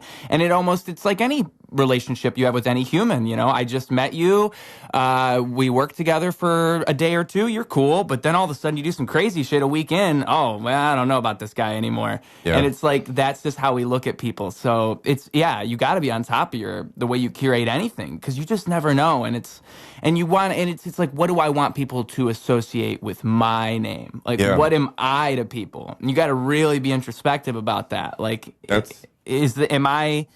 am I what I think I am? Yeah. That's a big part of what I'm going through right now. So the word niche has been my nightmare for my whole career, because it's just whenever I meet someone and they're like, you know, what do you do? Normally people have like a more simpler interest or passions or talents where it's like, I'm a producer, I make beats. And they're like, sweet, that guy is a beat maker. He makes beats, whatever, sweet. What about you? I'm a rapper. Sweet, this guy's a rapper. And with me, it's like, I'm an entrepreneur. I've been a music producer for 19 years. I used to be a music artist. I shoot music videos. That's a thing. I'm a YouTuber. I'm a podcast host. I own an online CD duplication business. I'm an influencer. I have a podcast. I co-own a clothing line. I do a lot of shit. So it's always been a hard It's like question. They need a notepad when they ask you the question. Yeah, sometimes I'll say, how much time do you have? Right. It's like, oh, where do you work at? I'm like, okay, I'm self-employed. Oh, what do you do? How much time do you have? What I usually say is, technically, if you wanted to be a music artist, you're going to need beats. I sell beats. You're going to need to record the song. I own a recording studio. That's you're gonna the need way to simplify shoot a music video. I'm going to shoot your music video. If you make an album, you need physical copies. I own a CD duplication company. If you're running to help and you need coaching, I offer coaching. And then if you're looking to learn how to do some shit, you can go to YouTube, and I have a YouTube channel. And if you're looking for some help and motivation or whatever, I have a podcast. And if you wear clothes every day you do, you can wear some Royal Legacy clothing. Oh, wow, that's a lot of shit right there. But what I'm going through right now is realizing, not to get too deep, but it's thinking about, like, if God forbid something happened to me, I don't want people to be like, no more music video tutorials. I want to make way more of an impact. So what I realized is, when I was going through a period maybe like 10 years ago and I was doing lots of beats, so kind of when people thought of Cracka Lack, they thought of my beats. And it was because I was doing so much beats, and the content that I was sharing was so much beat related. Me making beats, beat making tutorials. So people associated me with that. Well, then what I've realized now is people are going to associate with you whatever you put out there. And so it's like you get to choose what you want to curate. So if you want to be known as a music artist, and you have a podcast, and you have thoughts about this, that, or the other, then what you do is you zoom out and you say, okay, I want to post 30 times this month. So what percentages do I want to associate to my music content, to my podcast content, to this interest and stuff? And so that's what I'm doing now, where I was just overthinking this shit for the last 2 years, and I really slowed down on my content. So it's always interesting when I run into people and they're like, dude, I see you everywhere. I see you doing this, or I see you doing that, like the content, the YouTube. And I'm like, if you only knew how much I'm not posting, like I'm posting like 10% and there's 90% sitting on the hard drive. Because for 2 years some people are only interested in my beat shit. So I should have separate accounts where I only talk about beat shit. And some people are only interested in my music video shit. So I should have separate accounts for all that. And then some people are interested in my vlogs or watching me do what I do. So that should go somewhere. And going back to that niche word. Yeah. Right? Fuck that word. So I'm big on, I was like, you are your niche. And what I've learned is I started thinking differently, and like, you know me in real life and you accept me for who I am. And if you're drawn to me for any way, you know that what comes with me. You know that I do music videos, and you do know that I've worked with music artists for 19 years, and you do know that I make beats, and you do know all these things about me, and you still like me. And you know these things about me because on Facebook, I kind of don't have a filter, so I share a little bit of everything, a little bit of everything. Now, when it comes to YouTube, I have this huge filter to where it's like, it's got to be this, this, or this, and you're so over analyzing shit. And so then what happens is you stop posting, you stop growing, you stop, like your income slows down because of that. You're like out the way, and you definitely don't want to be out the way. Like when you run into people and they're like, "What's up, bro? Staying out the way." It's like, that's not good if you're trying to grow. Nowadays, you need to be in the way. You need to be constantly. And back to earlier with like your momentum, I keep seeing you. Yeah. Whether it's on stories, whether it's on feed, whether it's on Instagram or TikTok, like I'm in your way. you keep popping up. Yeah. You know, versus if you stayed out the way, okay, good, you're going to be broke. Unless you have a 9-to-5 job and that's what you're happy with. But if you're trying to be an entrepreneur out here, you have to be in the way. Yeah, to an unhealthy Yeah, extent. yeah.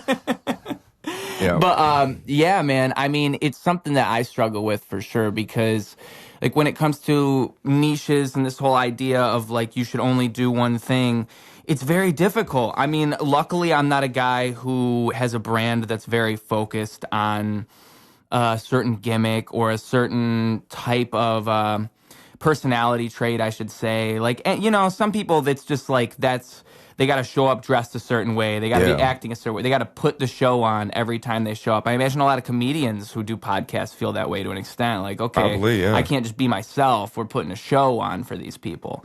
And for me, that's kind of one of the beautiful things of what I've allowed my brand to become with the whole interview thing and the whole just stuff like this, content just like this, where it's like a podcast or an interview and it's just people talking and being themselves. I think that people need to go out there in the world and just be examples of that to where we can see that like, oh, all this is bullshit, all this hesitation about like, oh, should I post this, should I not post this? Most of the time, most people don't care at all what you do and don't do anyways. Yeah. So if you just go out there and be yourself, they identify with that. And that's something that's thoughtless. That doesn't take any effort. And I think people they put up their own hurdles. And it's this weird thing. And the only problem for me now is like learning to properly separate these things, at least for an algorithmic sake. Yeah. Because I know an algorithm will not reward me for posting my podcast with my music, and it won't reward me for posting my random whatever videos I want with my music. I can't post whatever I want. That's what gets me, because I'm trying to just be myself out here, and even that you can't necessarily do with the framework of social media. So the whole thing is a rigmarole, bro. You never ever really figure it out. But I think that I think a lot of it's right. It's just SEO scores and properly identifying your content. And then once you get beyond that, just do what you do. I mean, what's the holdup for you? Is it just that you don't want to be putting out something that doesn't hold up to what you've been putting out? What do you think slowed you down exactly? Algorithms, traffic, 9 to 5s. We live in a world that can burn out even the brightest of bulbs. Here at Ruse Radio, we are all about providing natural solutions to life's pitfalls. That's why I am so happy to say this episode is sponsored by Babing CBDfx. CBD is great for sleep, appetite, memory, mood, and so much more, all right? I like to take it when I work out. I like to take it when I go to bed. I like to take it when I'm sore. I like to take it when I'm bored. My personal favorite is their Mushroom Wellness Blend. If you guys are interested in trying CBD out, making your life a little bit better, being a little bit more productive, being able to not burn yourself out so hard, okay? Well, then maybe you should just hop over to that link in our description where you can get $20 off your first order of $65 or more. That's right, $20 off your first order of $65 or more. With all that being said, let's hear what was holding back the homie Cracka Lack, smack a whack a rapper. It was overthinking that algorithm part that you were saying, where I'm just like, technically I need a YouTube channel for the podcast. I need a YouTube channel for music video tutorials, a YouTube channel for music video behind the scenes, a YouTube channel for in the studio vlogs, a YouTube channel for business advice, a YouTube channel for like I could keep going. Yeah. And I'm like, that's not realistic. I understand from an algorithm. And so where I'm at now is I think that short-term growth, go narrow and go deep, where, for example, I could start a brand new YouTube, Facebook, Instagram, TikTok, right? And it's called like Cracka Lack Music Video Tips. I could talk about cameras, lenses, lighting, editing software, planning videos, shooting videos, editing videos, charging for videos. I'm not even at 10 and I'm starting to run out of ideas. Right. So I try to remember how earlier I was talking about like long-term expectations versus like short-term.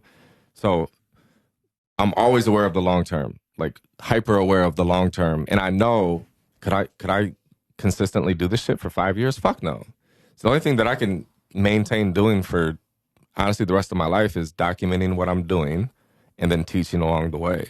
So, for example, it might be 2 years ago would I have made content talking about being a music manager or how to find a music manager or what a music manager is supposed to do? No, because I wasn't a music manager. Now for the last 3 months, I am a music manager. So there's going to be some content from me that's about here's a day in the life of a music manager. And it'll be a day where I'm specifically with Speed Gang, maybe for the whole day. And I'm just documenting and kind of telling people like, this is what it's like managing an artist, you know? Well, it's organic that way too. Exactly. And then with how you're talking about like comedians having to turn it on and turn it off and whatever, one of my traits is I have no poker face. So me neither.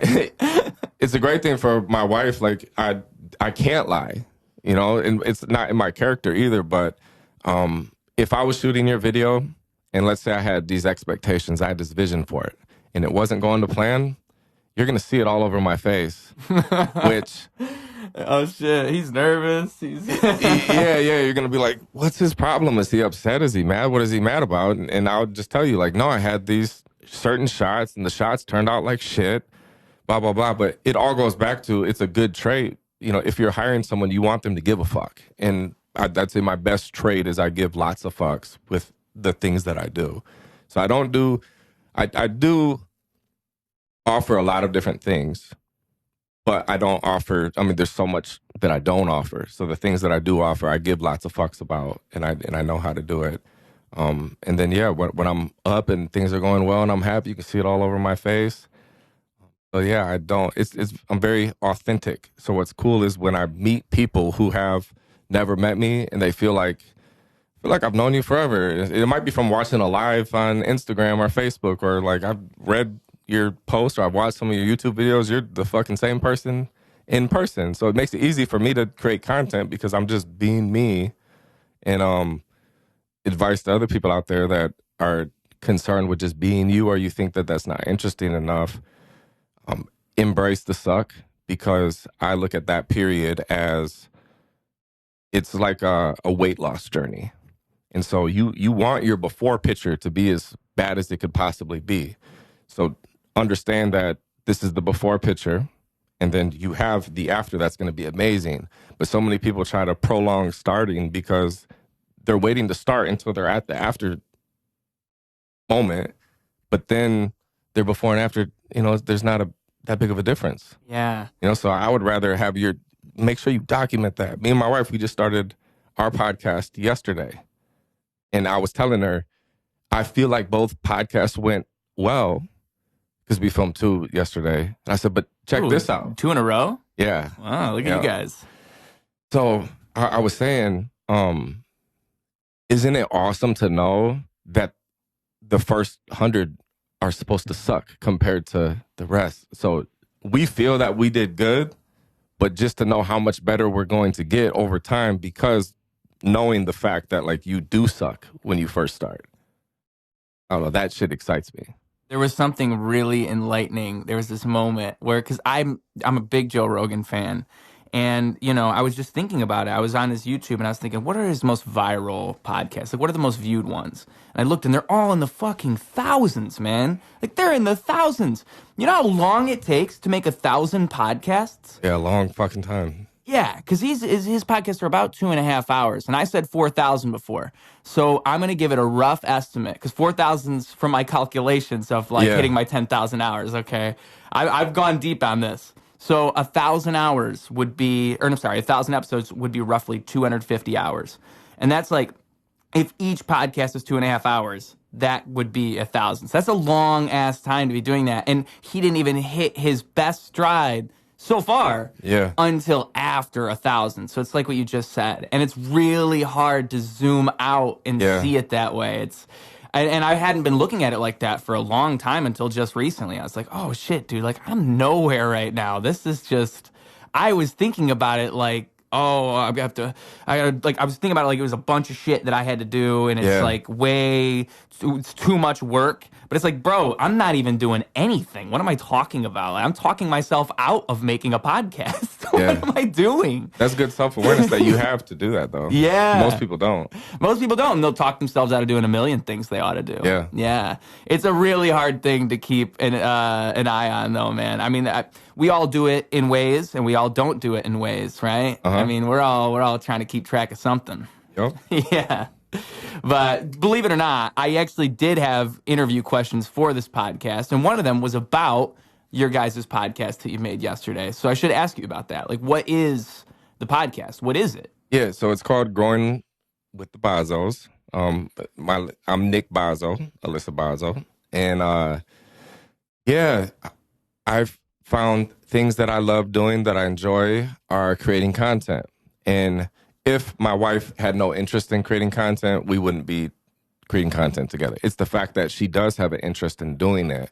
And so the analogy would be, sometimes when people want to start working out, they need that workout partner to kind of get that momentum going. And then maybe they've had this workout partner for the first month or 2 months or 3 months. Then eventually they're like, you know what? I can do this on my own. So when it comes to creating content, I've been doing it for 12, 13 years, so I'm comfortable doing it. Also, it's a bonding thing. It's something that we can do together. It's something that we can build together. I know that my wife has a lot to offer.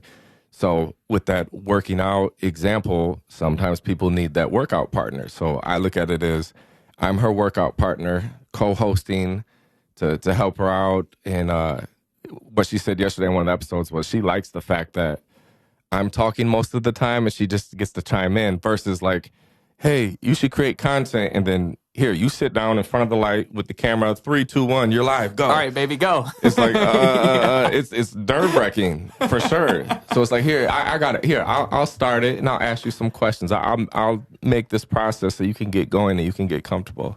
And it's something that we're building. And I always say the term of like killing as many birds with one stone as possible. So she'll travel with me for work and stuff. And there's other couples that we've met that have talked about like making content because they've seen her create some. Podcasting is a different breed compared to like a TikTok lip sync video. So she's done some TikTok lip sync videos and they're funny and she's gotten millions of views doing it. So clearly she's got something there. But podcast is, it's your face, it's your mouth, it's your thoughts. It's like as raw as it can possibly be. Well, I love it. Yeah, it's a whole different version of a person for sure. Exactly. And so other people have seen her do social media and they've talked about whether it's collaborating and let's say I was going to Florida and I'm doing a music video for someone, but also while we're there, she's already going to be there. Not only can we film an episode down there, now we're being productive and that's cool. Maybe we're going to be linking up with some people that might be cool guests to be on the podcast. Now we do that too and shoot the video and we're doing behind the scenes vlog. Like my perfect day always is going to include productivity. And then it's always going to include creating content, whether it's like a little bit of the day, a lot of the day. It's always going to be creating content, being productive, and then also being around people that I care about. So us having a podcast together combines all of that into one. It's something that we're building. Yeah. Yeah. And what do we talk about? Is it just talking about whatever's going on today? Yeah. And well, it's going to be relationship, parenting, more of the stuff that we talk about like at home versus, so like if I had a music artist, Speed Gang, for example, we're not going to talk to him about how he came up as a music artist. No, we don't give a fuck about that. That would be a different podcast, that you would watch for that. We'd probably talk to him about personal stuff, like getting to know him as a person, his experience with like relationship stuff in the past, the whole like self-improvement, anxiety, mental health, like those are things that we're both interested in, and so that's the type of stuff we talk. Okay. And it's an intentional thing, the way that you approach it like that? Because with me, a lot of it's like the way that this podcast goes is completely on accident. I mean, it might work out. It might tend to lean in a certain direction where it's like a little bit philosophical or whatever. That's just not by design. That's my brain. That's just me being myself, and it becomes that. Yeah. But I mean, like, you're thinking about this. You're making sure to go into it like, this is the type of stuff we're going to be talking about on here. We're not going to be just riffing. This is going to have a certain intent, right? Yeah, because if it was my podcast and I'm talking to them, I want to talk about like business, money, social media, and I know that would lose her. So I'm like, okay, what would keep my wife's interest and maybe my wife's friends, and that's maybe the demographic. Like there's girls watching. Would you say that our audience is, so I'm pitching like more of a female audience. Well, especially, I mean, it's like a family relationship oriented type of thing? Because I mean, I have to imagine that would definitely be more of a female audience for sure. I don't see a ton of dudes being like, yo, let me hear some relationship talk right now. I think I would say that. Then also, we're still learning. And then what excites me about it is in the past, I would have never even filmed the first episode because I would have been so future thinking of like, no. We need to know exactly who our not customer avatar, but like our audience avatar is. And these are the 3 things we talk about. And in the beginning, I think it's really important just to start. And then you just talk about kind of natural questions that we got asked. Like, so we posted that we were starting a podcast. What questions or topics do you guys want to have? One of the questions was, do you think that starting a podcast together could be bad for your relationship? How do you guys manage like balancing like working together or being around each other and stuff like that? So that was like a natural, curious question from someone that would be a potential, listener or viewer. So like, sweet. That was the second episode that we talked about with that. Like, because she specifically worked with me doing behind the scenes camera picture shit for almost like 3 years. And so we learned a lot of like pros and cons from that. And so yeah, that was one of the things we talked about. So I think it's good to just get going, and then we may find on episode 37 from talking to someone that like, that was fun to talk about that topic. That one did a lot of views. I like that. Do you like that? Maybe we should focus a little bit more on this topic. Maybe this should be one of our main things that we talk about with people. Okay. So I'm going into it with an open mind, where in the past, this podcast wouldn't even be a thing because I'd still be stuck at the whiteboard like, but no, see, I talk about this on my solo content too, so this is going to overlap and it's going to cause too much blah, blah, blah, and I would just sit there and keep over-analyzing it, and it would never happen. So I'm like, you know what? Fuck it. You ready to film? Let's film our first episode. What did someone ask us? 3, 2, 1. What's up? Welcome to the podcast. We're going to talk about this today. What do you think? And we just did it. And afterwards, I felt amazing and great and productive, and she felt amazing and great and productive and wants to keep doing it. And so I told her, 1,000 episodes, that's a lot. I was saying, let's commit to 100. 100, there we go. That's still a lot, man. It's a lot. Yeah. And majority of people won't even get to, majority of people, I seen this, it was like a clip from a podcast. So it's awesome that you do clips too, right? Yes. Because you don't realize how many people see those damn things. For sure. And I look at it as a funnel. So like, bottom of the funnel, your hottest people are going to watch the whole episode. But that's the smallest amount at the very bottom. At the top of the funnel, this is where you have like clips on TikTok. Mm-hmm. And there's so many people that I'm fans of, and I fuck with their podcast, but I've never even consumed. Because if you think about it, an hour or 2 hours or whatever, that's a huge ask of someone. Versus going back to like music, we listen to my song 3 minutes, 2 minutes. We listen to my podcast 2 hours. What the fuck? I have so much shit to do. I make this much an hour. Like, it costs me a lot of money to do this. And so I think, you have to have the short form. Yeah, I agree. I agree. And the reason you brought it up, you saw a podcast. That's what I've seen. I haven't consumed one of your full episodes, but I've consumed 30 of your clips. Yeah. Joe Rogan. He's the biggest podcaster in the world. I've never consumed one of his full podcasts. No way, but really? I've maybe consumed hundreds of hours of his podcast from a 5-minute video, a 10-minute video, little clips, little clips, little clips. Andrew Tate, I've seen thousands of his content all over the internet. I've never sat down and watched one of his full hour videos or shit from the past or live. Me neither. Exactly. Yeah, that's interesting because when you catch yourself doing it, that's when you can really put it into place. Like, oh, the clips are that important. Like, that's half the shit I watch. Yeah. I'm not watching full things all the time. And sometimes you stumble upon things through, like, a clip caught your attention because it's what they're talking about. You're not going to watch the whole podcast, but oh shit, I like aliens. What are you talking about aliens? Yeah, and then all of a sudden I'm watching Cracka Lack talk about aliens. Yeah. And now I know who Cracka Lack is. It's a very strange thing. I went to an event in Vegas last summer. It was called Grow With Video, and Gary Vee was one of the speakers there. And he was trying to get people to come over to, he was talking about TikTok. And what he was saying was, you got to always evolve and you got to always adapt. And he was saying, you know how many people are sitting here right now? And this was like talking to me. He said, you know how many people are sitting here right now and they still haven't jumped on the TikTok train because they got 10,000 followers on Instagram and they're afraid of starting over and they don't want to, blah, blah, blah. And he said, do you think I was happy when TikTok came along? No, I was fucking pissed. I was crushing it on Instagram. I was pissed. He said, but I had to start over. I started from zero. I started posting. I slowly built my following and stuff. And then what he said was, going back to like the clips, he said when Instagram first came out and it was like they were really pushing these shorter than 1 minute videos, he said, go back to the old Daily V videos. He said, we filmed those and they're going to be 20, 30 minutes long with the intention of we don't give a fuck if anyone watches these.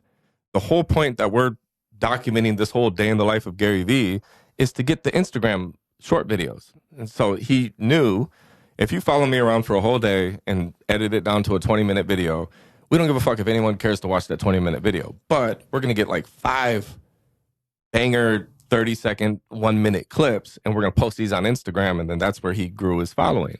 And I've only maybe watched 3 Daily V videos that are long, 20, 30-minute episodes, but I've watched hundreds of clips, and he's got hundreds of millions of followers on social media. Yeah. So that's kind of where my head is at now, and what I'm telling her is we're going to film these podcasts and just go into it with the expectation that majority of people will never listen to this whole fucking podcast. But we're doing this podcast to talk about a topic, and hopefully somewhere in this conversation, there's bite-sized pieces where we're like, oh, that was a really good thing that you said. Let's clip this and post this on platforms, and then it brings more people into your funnel. Yeah. And then eventually you get someone that's like, yo, that was such a good clip that says episode 66. I'm going to go look that up. Like, oh, you sat down with Cracka Lack. I've been interested in your podcast and I'm interested in him. This is going to be the one that I click on. I'm going to go check out this whole podcast. And then once they do it and they're like, yo, Roos is cool, I'm going to go back and start checking out these other podcasts. Oh, wow. And then they become a fan, but it all stemmed back from the short form clips. It's like mandatory. Yeah. And it's the beginning of the funnel. Yeah. The funnel effect, right? Yeah. It's when they get hooked the first time. I mean, because the thing I think about too is like, I mean, it's exactly what you just said, I suppose. But I think about it in terms of like, okay, what if some guy that I just, like, some rapper that's in the same exact status as me, he's in Flint, he's making music, and he just started a podcast. What happens when he starts his podcast? Am I just going to click on it right away? No. Yeah. No, I'll see that he's interviewing people, but I'm not going to be like, oh, I need to check that out. Maybe if it's somebody I know, if it's somebody I'm familiar with, then I'll check it out. Maybe that would give me the in. But likely, for most people, you need to have some type of lure, or, like we said earlier in the conversation, be in their face. Where it's like, I just open up your Facebook story or your Snapchat story or Instagram, wherever we're friends, and all of a sudden, boom, I'm looking at your podcast on accident. And now I just caught a clip of it. Oh, well, now I got a taste of what it is. And if I keep seeing that, that really, because the clips plus stories, those two things, and the fact that TikTok is perfect for clips and YouTube has become perfect for very short form clips with the way they do shorts now.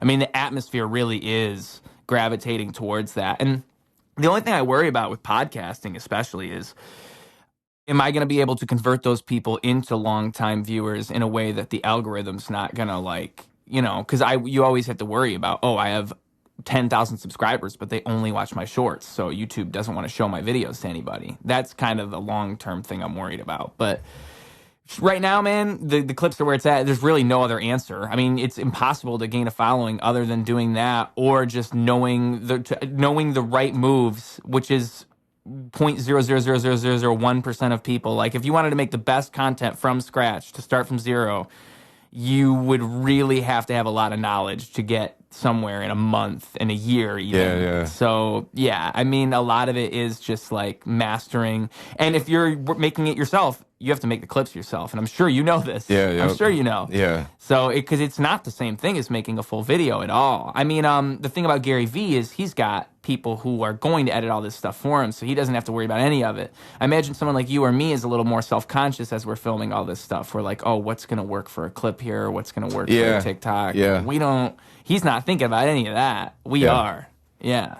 And I think that's the key difference. And it's what we were talking about earlier in this conversation again, with learning to hire the right people and section the right parts of your brain out. Yeah, that's one of the things that I'm doing now is I did this 2 nights ago where I was like, I think some valuable advice for anyone out there that's growing their brand and business. One thing to do, and I learned this from the E-Myth book, where it says, even if you're at the beginning stages of, like, if you're watching this and you haven't even started a clothing line, just picture your clothing line being, so picture your brand or business being already complete, already done, and it's 5-10 years from now. What does it look like? What type of uniforms are people wearing, or what are the different positions in the company, and what are they responsible for doing? And what you do is you end up creating this company org chart where it shows you, and it says, this is what Nick does, and I'm responsible for these 3 things. And then I have this person that does this, and this person that does that, and you build that out. So kind of like with the example where I was saying with music artists, it doesn't mean that they all need to mix their own shit. Like, focus on the things that only you can do. So with being here, you're the host of this podcast. You have to be here, period. But let's say now you've landed a few sponsors, and so now you got it to where, like, yo, every time I do an episode, I get $225 for a sponsor or something like that. I'm gonna take $75 and I'm gonna pay someone to make clips for me. I don't have to make the clips no more. Oh, savior, there we go. And so that's exactly what I'm doing now, where I know the prices of the different things that I offer, and I'm thinking of, what do I really need help with right now? And I have over 600 videos on YouTube that I could have so many clips pulled out of. For me to sit down and do that, I have to be the one that does that? No. Like, you could do it. I could pay you to do it. I could pay anyone watching this to do it. If I showed you an example, like, here, we're going to watch this video, and here's what we're looking for. We're looking for moments like this. And then you're just going to follow along with me, and I'm like, aha, this was a moment. This was why this is a moment. So here's how we do it. We start right here. We end right here. There's lots of breaths and, nonsense in between. So we're going to cut this stuff out. Here's how you add the text on the screen. Boom, boom, boom. Here's how you export it. That's your training, how you do this. I will pay you X amount for every time you do one of these for me. And do as many as you want. Like, I have a library of 600 videos. So that would be like a job for someone out there to do. Ruse and his job just broke up, so he might be interested in that one. That might be something I'm capable of, because I know you're capable of, because I've seen you do it already. Exactly. I was going to say, bro, I got the training on that one. I've spent countless hours. I mean, did you ever see any of my 60 Seconds With interviews that I did back in the day? Yeah. So yeah, you're familiar. Oh, yeah, what am I talking about? I had you on. Yeah. That's how we met. Yep. Yeah. So you know exactly what it is then. Yeah. And that was where I first gained a lot of that knowledge. But, like, to me, it made me realize the levels to that there are too. Because, like, I think to me it was all practical. It all made sense. Like, for those that don't know, 60 Seconds was a series where I would interview people for a regular length interview, and then I would cut it down to the most essential bits. I would present that in a 60-second format. Yeah. And so what made that work so well was that I was able to curate the best 60 seconds out of that 15 minutes. And I recognized that not everybody could do that. That's what I really learned through doing it. Was like, that's not a skill that can even necessarily be taught, because you have to be sitting there and listening to everything they say and think, is this worth it? No. Is this worth it? No. And once you get down to 3 minutes and now you have to cut out 2 minutes, and those 3 minutes, we already cut that down from 15. Yeah. Like, it really trains that part of your brain. Like, okay, what would a viewer need to see right here? What contextually makes the most sense? Like, they are getting introduced to this person. What makes this story work? And that was how they formed. They made themselves. I would always go into the episode like, oh man, I don't know if this one's going to work. I got no idea how this is going to go. And then every single time it would just magically happen because all I'm doing is cutting a bunch of stuff down. I have so much content to work with. So editing is a magical thing. And when it comes to pulling out micro content, like, I didn't even know that's what I was doing. I didn't even know that's what it was. But that's nowadays you see it all the time. But back then, I had someone tell me I was ahead of the game recently, and it made me realize, like, nobody really was cutting stuff down to that extent. Like, now Mr. Beast does it every day. Yeah. But that's the hardest part with, because like you said, how the hell do you teach that? It's really hard to teach and train that. They have to be aware of like content and good content and storytelling, it's and intuitive. Like, is this fluff or is this like valuable? Do we keep this out? Even if I said 6 sentences right here in a row, you might actually end up taking the last sentence and put that first because that's a better hook. Yes. And then skipping the next 2 sentences because they weren't that important, and then you just leave the third one and the fourth one. So like that's what I'm gonna be teaching Alyssa over here with our short form is like, don't, the thing we just said can't be taught. yeah. It's gonna be a process, but yeah, with on Fiverr, there's guys, I'll make short form videos for $5, right? But it's like that doesn't include them getting this hour-long podcast and knowing what to keep, what not to keep. They want you to send them the clip and like, I'll just add text on the screen for you. It's like, dude, that's not valuable. Yeah, exactly. And it's you can just add text on the screen, and it kind of goes back to what we were saying before, where it's like you find people that you respect and you like their work, and that's why you pick them. So it's like you have to put yourself out there, and a lot of that's the hard part really, is establishing your value in that atmosphere. I feel like, I mean, how do I know you can edit content unless you've edited content? So a lot of it's who you know, but isn't that everything? Isn't that everything? So I try to think of a test, and this actually worked about, maybe it was like 4 months ago, but my friend Ryan, who I mentioned earlier, like he was younger, 21, 22, I think he's 23 now. I was telling him I need to hire a video editor I had started a channel specifically giving advice to music artists. So it's like Cracka Lack Music Marketing is what it is called. And that channel, I was basically taking all the questions that I ran into with music artists in the actual studio sessions, where it's like an artist saying, yeah, man, I'm about to put these songs together and I'm gonna start working on an album. And I'm like, dude, you have no fan base, no following, fuck an album. You need to drop singles or whatever. And so it just clicked like, okay, as a music artist, should you drop singles or albums? Here, I'll talk about it in the video. So I just sat down and would just talking head do the video. And I'm like, this is something that I can outsource because there's not much creativity. It's just, I'm going to stutter, delete the stutters. I might pause and think about what I'm going to say next, delete the pause.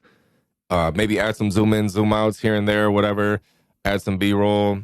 So it's more simple editing. And what Ryan came up with for finding a video editor for that channel was, he said, send me the video file for your next YouTube video. I said, all right. So I sent it to him.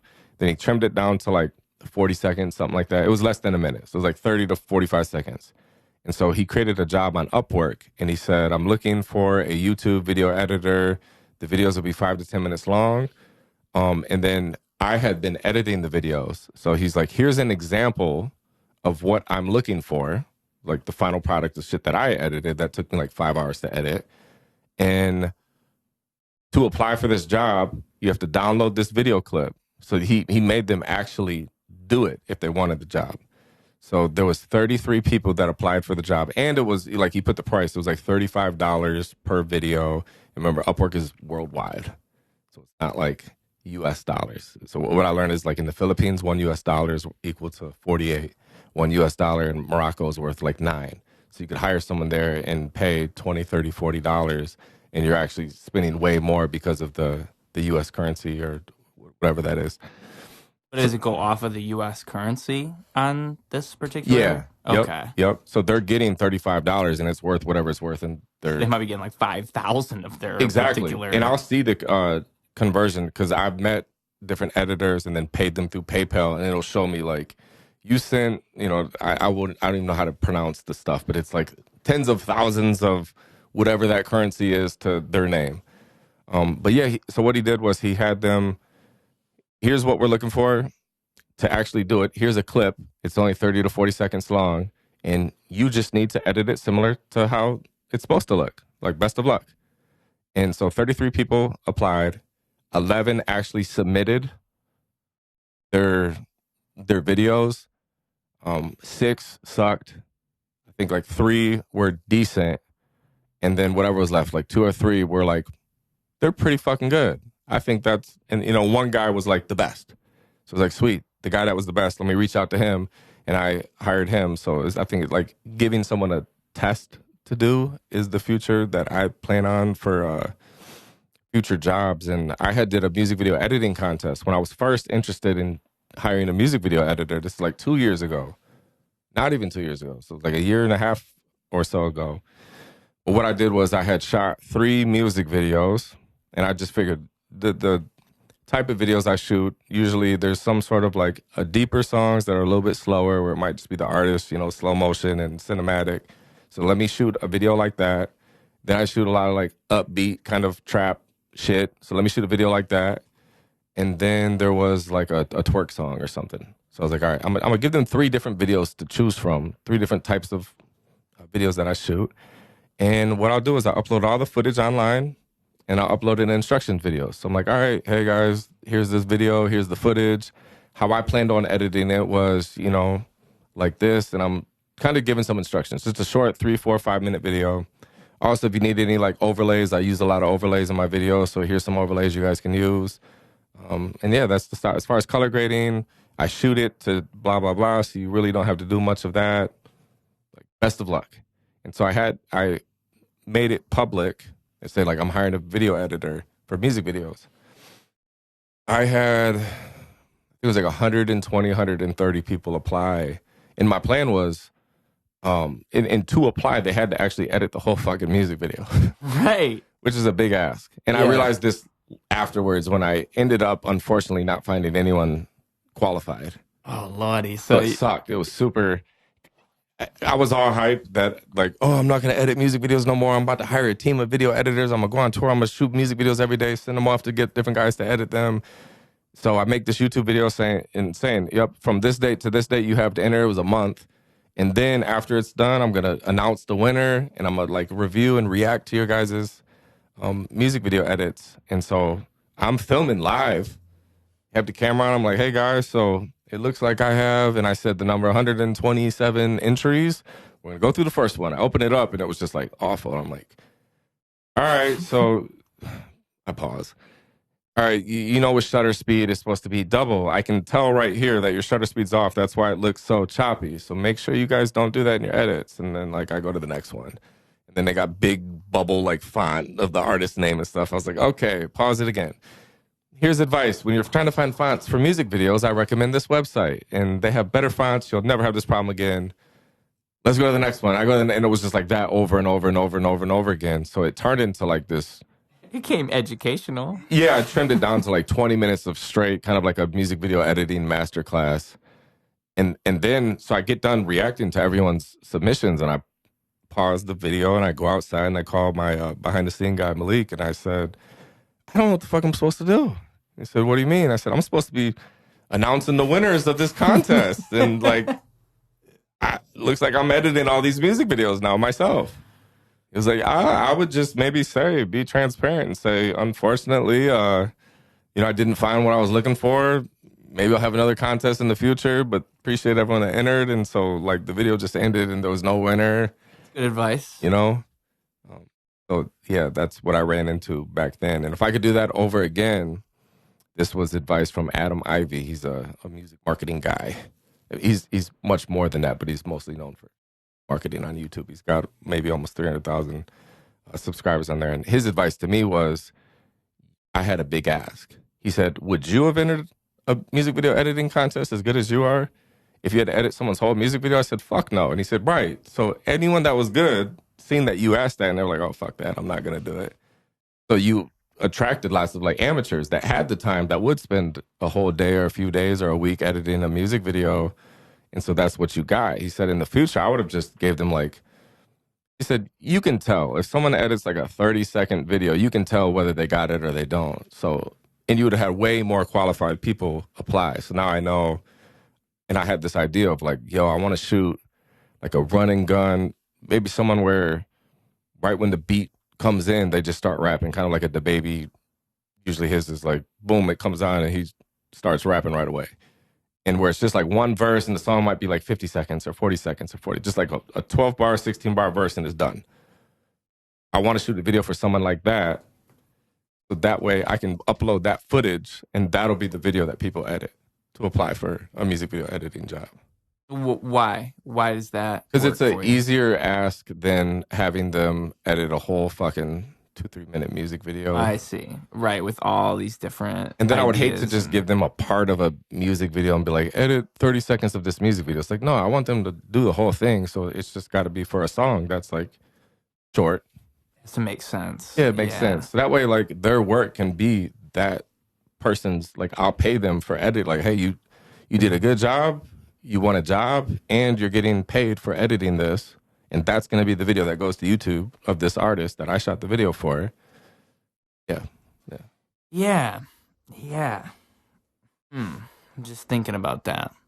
I mean, I feel like, man, I've just completely lost my train of thought. I was like, oh, it's on me. Here I go. I got to talk now. Oh, yeah. This happened to us yesterday. We were talking, and she was like, I have no idea what I was going to say. And I was like, and then she asked me, what were you just saying? I said, I don't remember. So we had to like stop the camera, rewind it, and listen. It was like, oh, you said this. Okay, yeah, I was going to say this. And then we like hit record. Oh, lucky you. See, I don't have the I just accept it and then roll with it every time. I could always go back and edit these things, but dude, when they're like 2 hours plus, it's just like, what am I going to do? Time code the shit? Yeah. Like, I just accept it. I'm like, I failed. It's one of those things. It's hard. It's very hard to talk on end. Like the people who really are in radio and podcast, it's impressive that they manage to do it. I think one of the hardest things is when people are obviously they're talking for a while. Yeah. And if right now I started talking for 45 seconds, 5 seconds from now, you might be like, ooh, I want to say this. But then I keep talking for 45 seconds and you don't want to cut me off. And by the time I get done, you're like, you forgot what you were going to say and you remember what you were going to say, but now it doesn't make sense because I went somewhere else with what I was saying. Yeah. Yes, exactly. I can see that happening. That happens all the time. It's one of those skills that people, I think, just like, you get better at segmenting things in your brain, I think, is, I'll put this here, I'll save this one. Like, how much can you keep in there before it's too much and we got to move on? And how much is worth saying? Like, is this even worth me cutting in once he's done talking? Is this worth moving this kind of? So like you have to learn that skill. Yeah. I've seen people have like notebooks who do podcasts, like they're real into it, and they'll like take note while other people are talking. These are like academics. Yeah. But like that might be the smart way to go about it, is to like as you're talking, take little notes, and then like when you're whenever you're finally done with your point, I'll go, okay, bullet points now. Yeah. Let's break this down. Because, like, it's just so hard. I don't know, man. I don't know how people do it. But what were you just talking about? Because I know I had something that I was going to say. Can you give me a little recap of what you just said? Because I know I had something for you, man. And then, like, I got frozen in the moment. I lost it. What were we just saying? Do you know now? Or were we too far away? Did we walk too far away from the pasture? I think we walked too far away. I forgot where I parked. I forgot where I parked that way. It's all right, because I got plenty of questions on here for you that I ought to be asking. So I didn't realize you had so many albums out. I had no idea. I thought it was just the one that was on Spotify. Oh, okay. So you have way more than that. Yeah, it was 16. So, maybe half of them were albums, the other half were mixtapes. So, I mean, again, this is like 2006 to 2012. So, like those 6 years. And, like mixtapes were a thing, like Lil Wayne Dedication. So, where you're taking industry beats and then just rapping on those. So, I did, I don't know, 4 or 5 or 6 of those. But all of those projects that I'm talking about, the 16 of them, I mean, I think the least amount of songs on any of them was 15, 16. Some of them had like 35 songs, 28 songs, 25 songs. So how I realized with a lot of people, they'll be like, yo, if I had my own studio, I would never leave. And it's like, cap. Most people cap. With me, it was literally every day I had a whiteboard and it would be make a beat, write a song, record a song, mix a song. And then I would like switch, I would color code it. So I'd write it with like the blue, or make a beat. The green marker is write a song. The red marker is record a song. And yeah, my whole whiteboard was just filled with that. And so kind of like every single day I was making a beat, writing a song, recording a song, mixing a song. So like getting my hours in and becoming good, that is all credited to that. And I remember at the time, this is living with my mom and dad at the time. My mom was always coming in talking about, Target's hiring, Myers is hiring, Office Max is hiring. And she didn't understand that at this time it was just kind of like, all you do is you just sit there on that computer all day. That's all you do is you just sit there in your room on that computer all day. But what she didn't realize is I was like learning how to do and perfecting my craft and getting good at doing the things that I now make a living doing today. Yeah. Yeah. I mean, hey, mama don't get it. Mama don't understand. I mean, I think that I remember being the weirdo in the basement. I was the same way. Yeah. I was the one that was like, I knew I was onto something, but it's like being like a little mad scientist, like in Dexter in his laboratory, like they just don't get it. What I'm up to down here. I feel like I had a similar experience, but except my mom wasn't too hard on me about it. Was your mom particularly? Was it a particularly difficult thing, or was it just kind of like she would rag on you a little bit, like?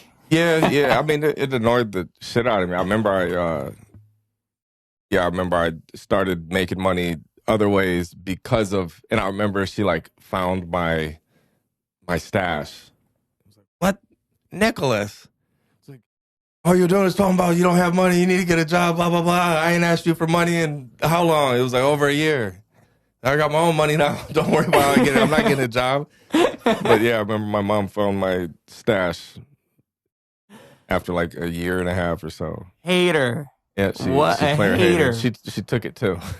Man, my mom did something similar to my, not me, but my brother. I remember there was a stash that she had found that I'm pretty sure she gave to her boyfriend at the time. Yeah. So kind of a strange message to send to that young gentleman, but yeah.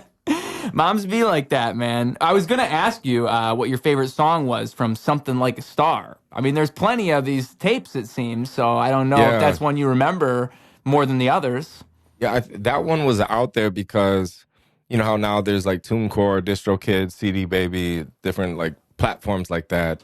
This is so long ago that whoever I went through, whatever service it was, you paid a price and it might have been like $50 or something, and then it would submit your CD there forever. So now if people go to like iTunes and they search Cracka Lack, they find that CD, because that might have been the last CD that I released. Okay. Yeah. So you'd have to contact them and like, or find your I don't even know login. how. Yeah. I don't know how to like take it down if I wanted to take it down, or favorite song from it. Anybody trying to find this on Spotify will inevitably stumble upon that album. Yeah, they will. They will. So, yeah, I don't know about a favorite song. What was cool about that project was, my approach to it was, I'm making all my own beats, and then I had gained some popularity. So just like MySpace days, I want to say I had like 180,000 friends on MySpace. Yeah, that was cool. And MySpace fans. Oh yeah, that project, I started getting hit up by producers that would send me their beats, and I was like, you know what? It would be cool if I did a whole project where I don't make any of the beats. It's like all producers from all over the world, and power of the internet, MySpace. I mean, I had a producer from Moscow, and then a producer from Australia, and a producer from China and Russia, and so it was like every beat came from a different producer from all over the world. So it's like 20 songs, 20 producers, all different countries and shit like that. And then I remember after the project, I reached out to local newspapers, so like the Lansing State Journal, just saying like, hi, I'm a Lansing music artist, and I just released an album, and it was produced by over, whatever was it, 20 different producers from all over the world, 20 songs on it. Are you curious in writing an article about me?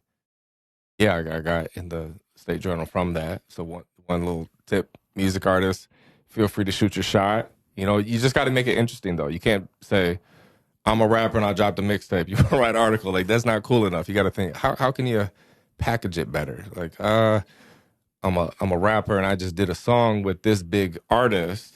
And so maybe that's like the special thing. But there's got to be something special about it. So what was special about mine was the producers from all over the world, and I brought them all together for one project, and I live in Lansing.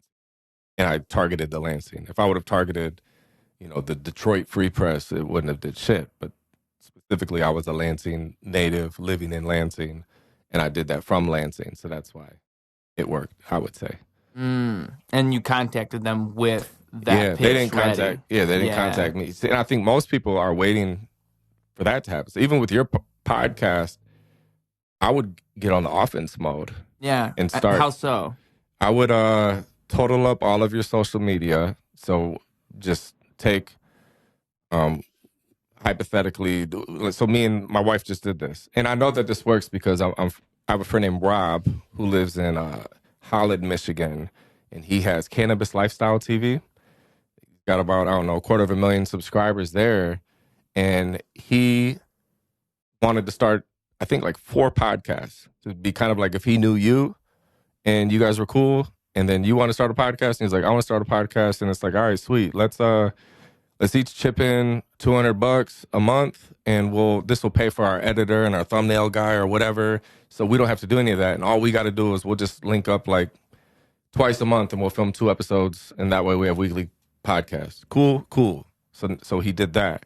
But then he did that with a few other YouTube guys from all over, where they just had like remote podcasts. They'd hang out, they'd smoke and talk about whatever. So he reached out to companies to sponsor, and it was basically just saying, hey, my name is Rob. I have a YouTube channel called Cannabis Lifestyle TV. We have 250,000 subscribers.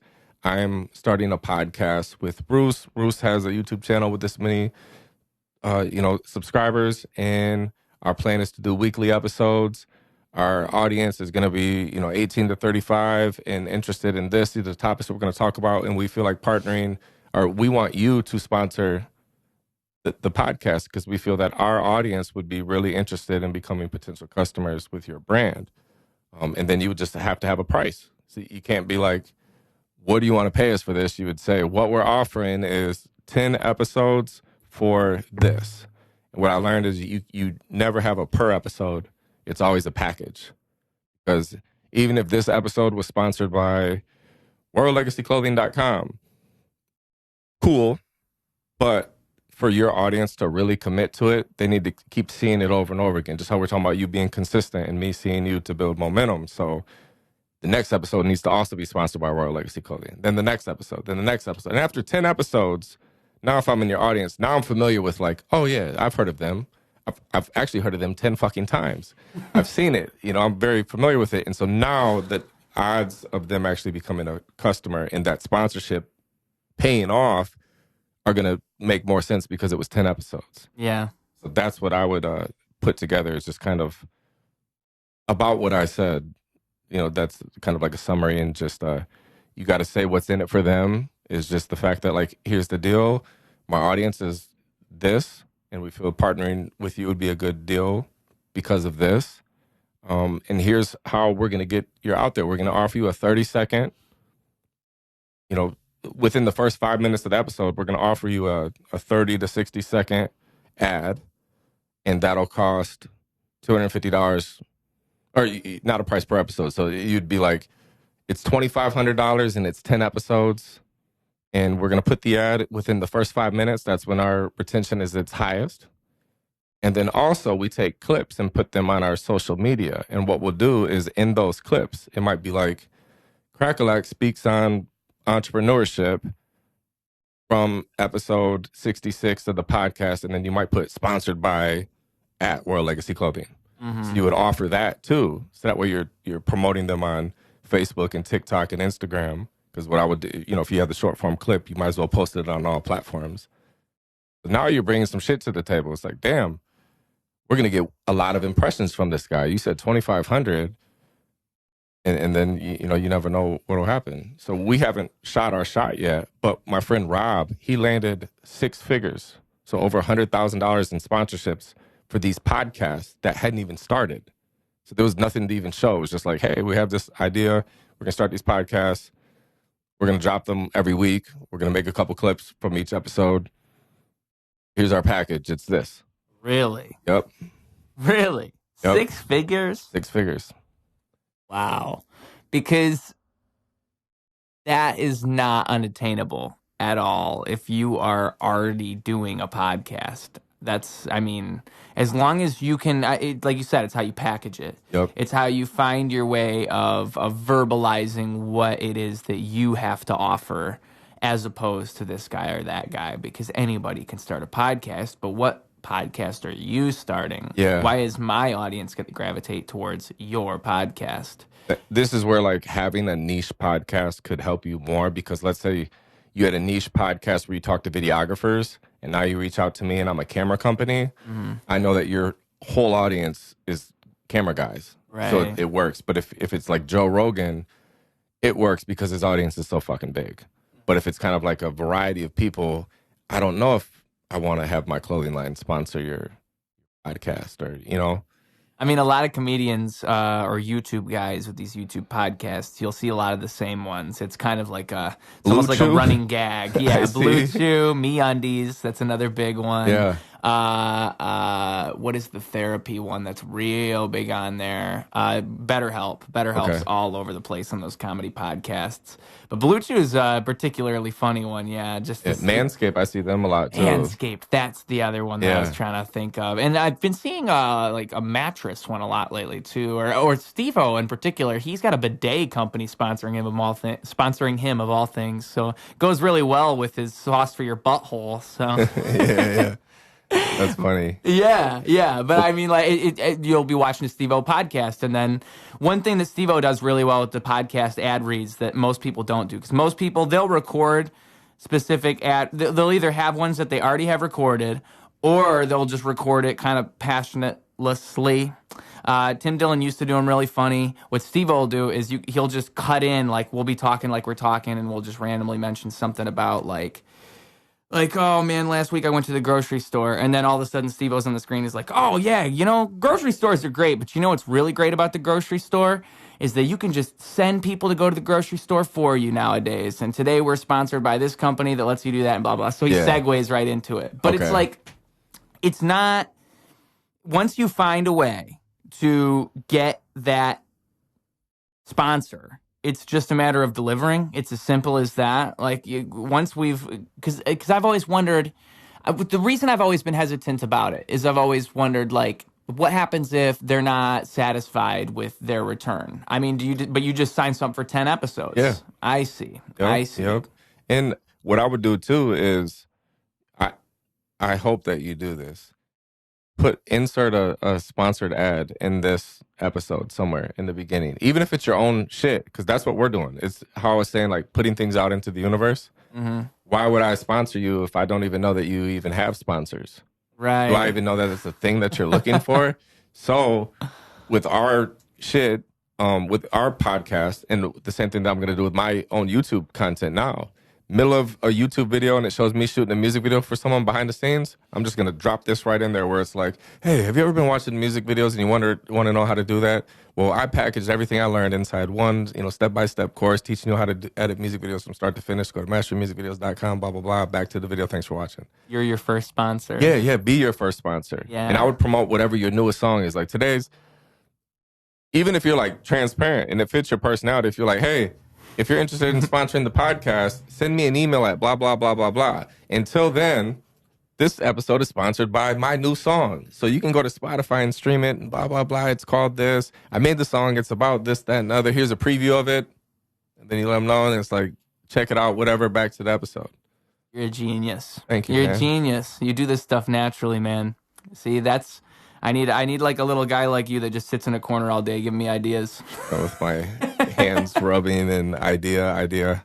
Yeah, because that's the one I needed to hear. That's pretty good. For sure. And also it's just great promotion. I mean, I can always, even if I had sponsors I'm a rapper, I'm putting out singles. I can always promote a new single on a podcast. Nobody's stopping me. And approach it like this: pretend that even though you are the rapper, pretend that a different rapper gave you $500 of his own hard-earned money, or $1,000, whatever it is.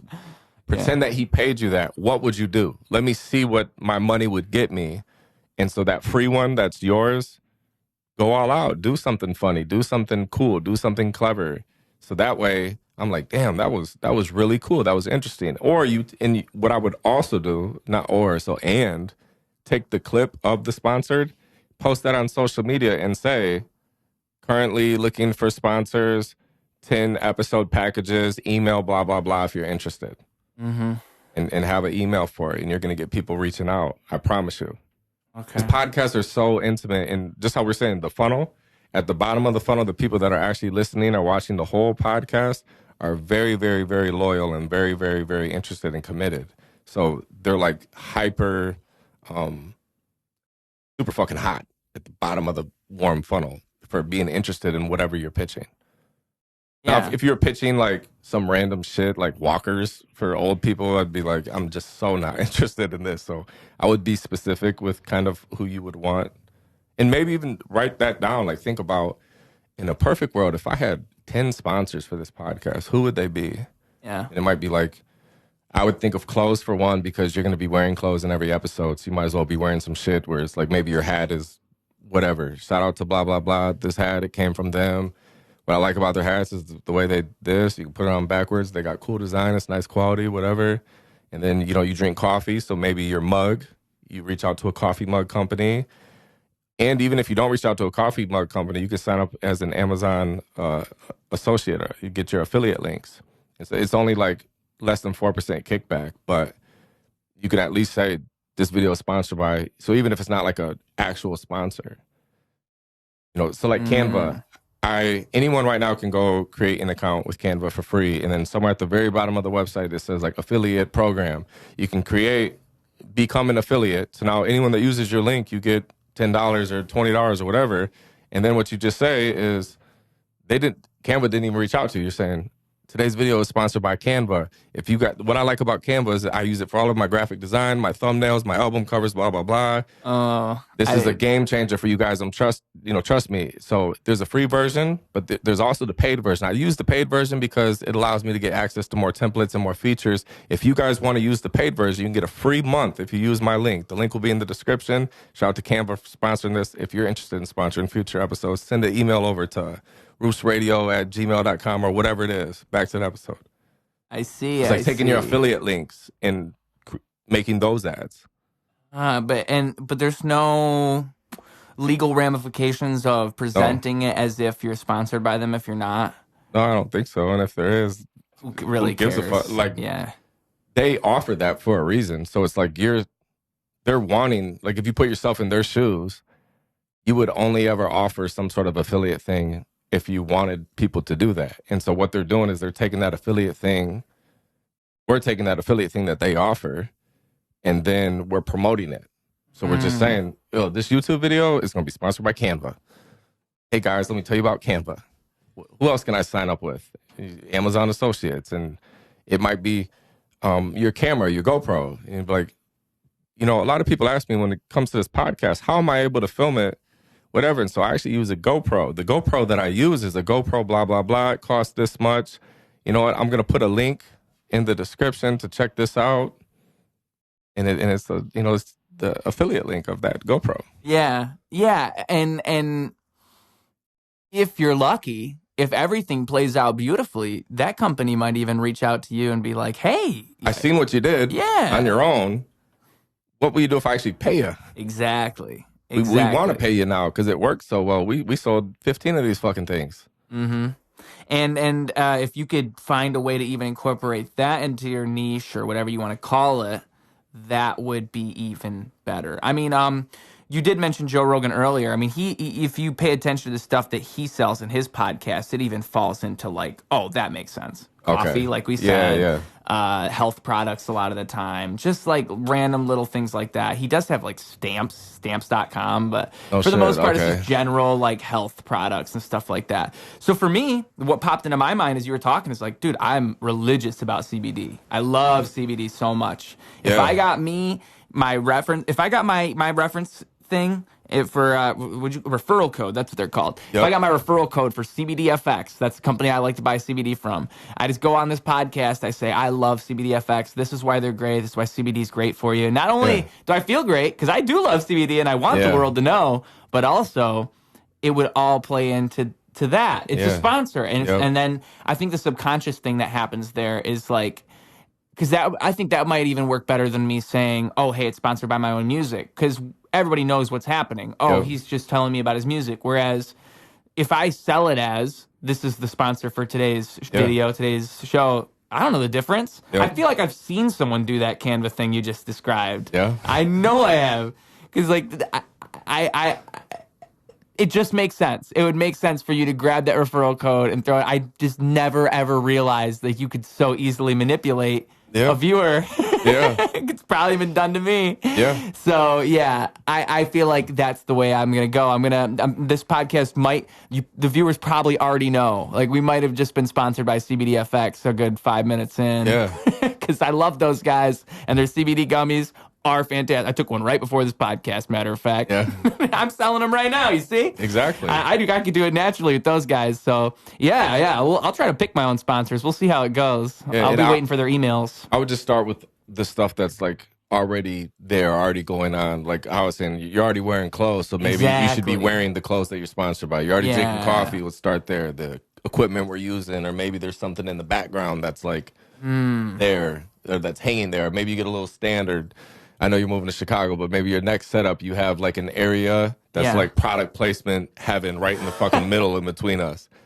That was originally what the wall behind you was going to be, and I just kind of left it at two things. But I was going to stick a bunch of stuff on the wall behind the viewers or the guests' heads, so it'd be like a nice little. It was going to be a Flint memorabilia, Flint business type of thing, but that would have been smart too, man. To just throw, hey, I'll throw your sticker on the wall. You'll be on every single episode for some sort of price. It's similar to like what boxers like. How many people are actually watching an MMA or a boxing fight and they're zoomed into like, is that a fucking small logo for El Burrito? I want a burrito now. Oh, wow. And then the El Burrito owner was like, that was a good, investment because I just got this ad. So it's like, odds are they're not seeing that shit. And they still pay thousands of dollars for that stuff. It's very subconscious, a lot of advertisement and things like that, though. A lot of it really is just like you don't realize you're seeing. It's kind of like how you described the whole 10 episodes for a podcast thing. I mean, maybe the first episode won't catch you, but like after 10 episodes, you're thinking, you know what? I might get a pair of MeUndies. I think that might be comfortable. I do like 10 for sure. Yeah. Yeah, because I think the way you describe it with the funnel is a very well put. Because the people who are at the bottom of that funnel, it's almost like they can't even climb out anymore. Like they're down there now. They're down there, yeah. They're in deep.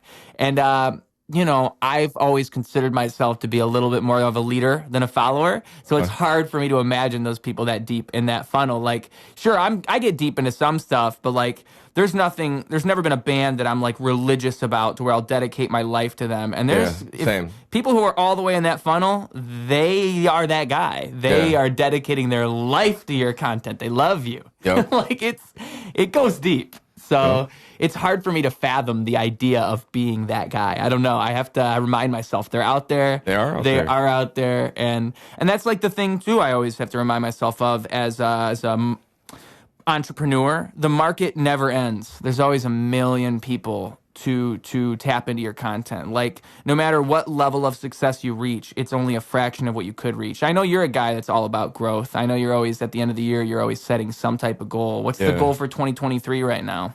The main goal is to get back out there and stop overthinking all the content and just get posting galore. And one thing I thought of too was, let's say if I edited one of my YouTube videos and if my editing made it perfect to my needs and standards, where I'm like, that's a 10 out of 10. I'm very happy start to finish with the way that video was edited. I might actually only be able to drop 20, 30 videos this year. I would rather have 300 videos posted this year that are like 7 out of 10s that someone else edited for me. So I'd be happier with that. So that's one of the things that I'm transitioning to is like, anytime I make money from anything I offer, I need to set aside X amount because that's got to go towards the editor. Like I have way too much content sitting on hard drives collecting dust from the last year. That's good content, like entertaining, educational, cool shit too, like being in cool places with famous people and stuff.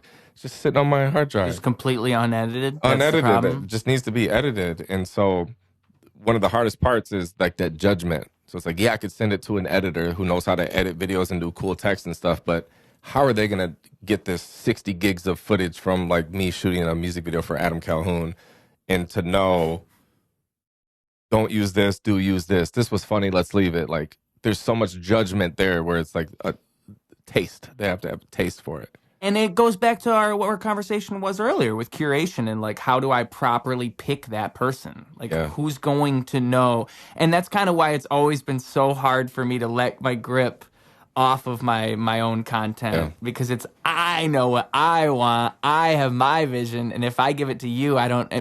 And I've had to learn to let go in many different ways throughout. I mean, I always am preaching collaboration to everybody. Like the more and more you collaborate, the more and more you realize the beauty of that. And yeah, not every collaboration's great, but the ones that are something you never could have even dreamed of by yourself. It's literally impossible. So, you know, that hesitation will stop you. That hesitation will make you go, no, I'm not. I'll just keep these videos in the hard drive. But at a certain point, it's like, no, I can send out these 60 gigs. Like I'm just telling myself I can't. I'm making up a reason why I can't do this. Yeah, and then the thought is just, you know, even if someone else edits it into 6 out of 10 or a 7 out of 10, fuck it. Let's still put it out there on the internet. Let's get it out there so I can move on. And like I'm gonna constantly be creating new content. So. And that's better than keeping it in the vault and for sure, not letting anybody see what it is because you don't know the difference that one video could make. Like, dude, I'll tell you, the video you sent out for that edit with the advice for rappers about making a single and not an album, that's what made me stop dropping albums. Awesome. That right there. I heard you say that, and it's like it clicked. I was like, oh, what the hell am I even thinking trying to make 12 songs for everybody to hear on one album? Ain't nobody gonna listen to that whole thing. And once I started looking at it from that perspective, now anytime I get any rapper in here, I'm like, dude, stop. Don't do it. Just do singles. I tell everybody ever since I heard you say it once in a video. That's awesome. Because it resonated with me. It made it click. And so it's like, you could have videos like that sitting in your vault right now where a guy like me might get a piece of wisdom that he needed to hear. And is it really worth that extra 30% of enjoyment they would have gotten if you would have edited it as opposed to somebody else? 2 more funny parts in there. Or like, I don't know, just like the text on the screen that would have been better if there was text that came there. It's like, that can come with time. And so, it's more investing in a team or people around me to help with the content stuff. Because I would love to constantly... And I can. And so that's where it's like this huge problem in my head where I have a bunch of people that are asking me to like move forward, like, or as far as take on new projects or like come down to Atlanta, do this, come to LA, do this, things like that. And I know when I go do this, we're going to be filming even more fucking content. And then I get overwhelmed because I know I'm still sitting on content from 12 months ago, 9 months ago, 8 months ago. Like the last 3 times I hooked up with this guy, that sounded no homo. What are you guys filming, huh? So, it's just number-wise, I definitely want to hit 100,000 subscribers, but I'm aware that I can't control whether people decide to subscribe to me or not, but I can control whether I put out fucking videos or not. So I'm definitely going to post lots of content the whole rest of the year. Hopefully that leads to me then hitting 100,000, and I can get my pretty fucking silver plaque play button. And then once I do that, next year I'll probably drop a course on everything that I learned about YouTube, and it'd be less than $100. And it's here. I've been on YouTube for 13 years. I've got 100,000 subscribers. I paid hundreds of dollars for advice. That Derral Eves guy that I mentioned, I paid him last summer. It was $800 an hour for a coaching call. Wow. That was the most I've ever paid. But it was, again, I knew, you've achieved a level of success through 10 plus years. You've worked with all these people. You have so much data and information in your head. It's worth it. Like, it's worth it for me. I need to know, what am I doing right? What am I doing wrong? What would your advice be to me? And it was me telling them, I have a desire to do a podcast. He's like, great, you should do a podcast, but a separate channel for your podcast. Got it.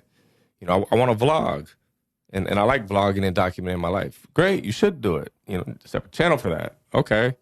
And then he's looked at like my most popular videos. He said, who would watch this? It was like how to shoot a music video tutorial.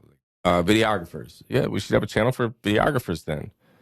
And it was another video of me making a beat, and it had tens of thousands of views. He said, who would watch this? I said, music producers. Well, you should probably have a channel for music producers. But so that's where I got overwhelmed, because it was like spreading the fuck out.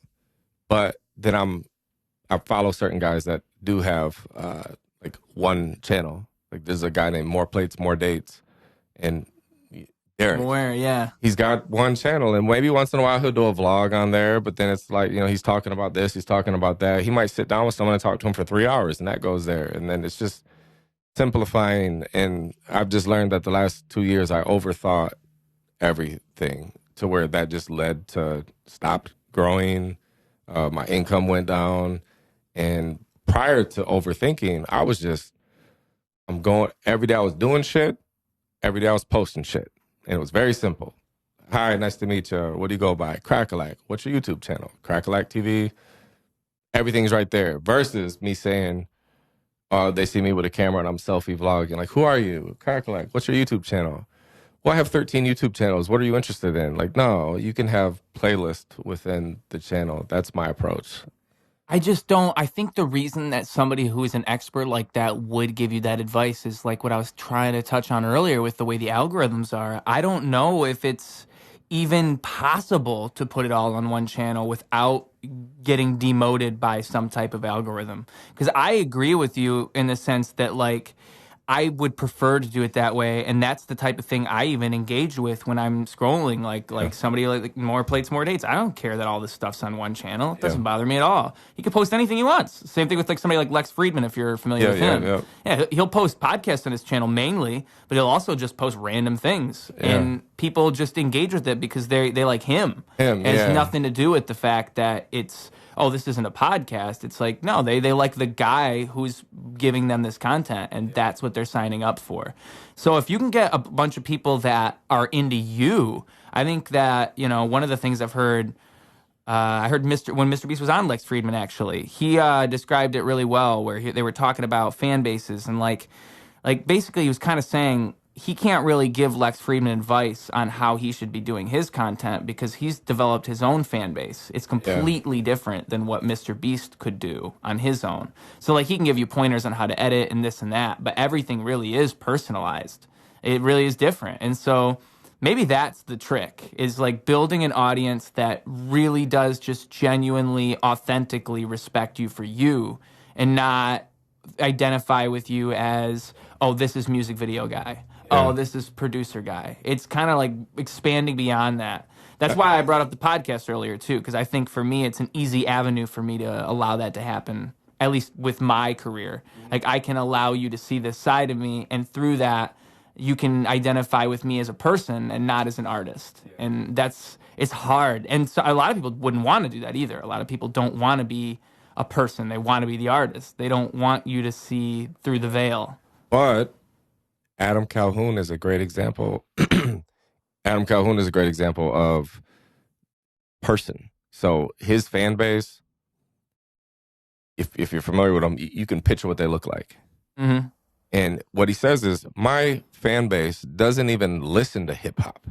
They listen to country and rock, but they like me so much that I'm number one on Billboard as an independent artist, beating Nicki Minaj and DaBaby and Lil Wayne and Drake and all these people. And my audience doesn't even like this music. That's how much they fucking like me. And so when I did my first vlog on my channel, it was like behind the scenes of shooting his music video. He gave me some input, which I appreciate. And he was saying that I love it. It was like, this was text. It said, I love it. Very entertaining. educational, but not too educational, I think you have a bright future. That's what he said to me. And then I remember it was like a day later, and I think the video had like 200 views, 300 views or something like that. Then I called him, and then, it was, what advice would you give me with YouTube? And he was like, I don't know why you have 200 views. He said, I think it's like you don't belong to any audience. Like, it's like, I don't know who you belong to. Is it fucking camera guys? Like, is that why they didn't give a fuck about my video or something? He's like, I don't know. Anyone that does shit with me, they get 100,000 views usually. So, he was saying, it's hard to see, like, who you belong to. And he was saying, talk about way more shit than just cameras. He was saying, like, how I really got out there. I was talking about I was a piece of shit dad. Talked about why I went to prison. I talked about all these different things that brought people in. And they're like, I like you, Adam. And so that led to then they're so invested in him. It's like, hey, guys, here's a new song. Let me know if you like it or not. But I just made a song. Then they're like, we love it, Adam. We're so proud of you. This is awesome. So then it's like, here's another song. Here's another song. But then he gives them prank videos. He gives them his thoughts on politics, his thoughts on different, he caters to his audience. And he's very real and authentic. And he believes in, a certain side of the politics, and his audience does too. So he's very, like, you have to be either, I love guacamole, it's the best shit ever, or I fucking hate guacamole. You can't be like, sometimes I like guacamole, but, sometimes I don't really like it. It's like, you don't remember that. He's very like, fuck Joe Biden versus, you can't be like, well, Joe Biden's not that bad, but, sometimes he is annoying. I could see why you guys don't really like him, but I could also see why you guys do like him. That's not going to go viral.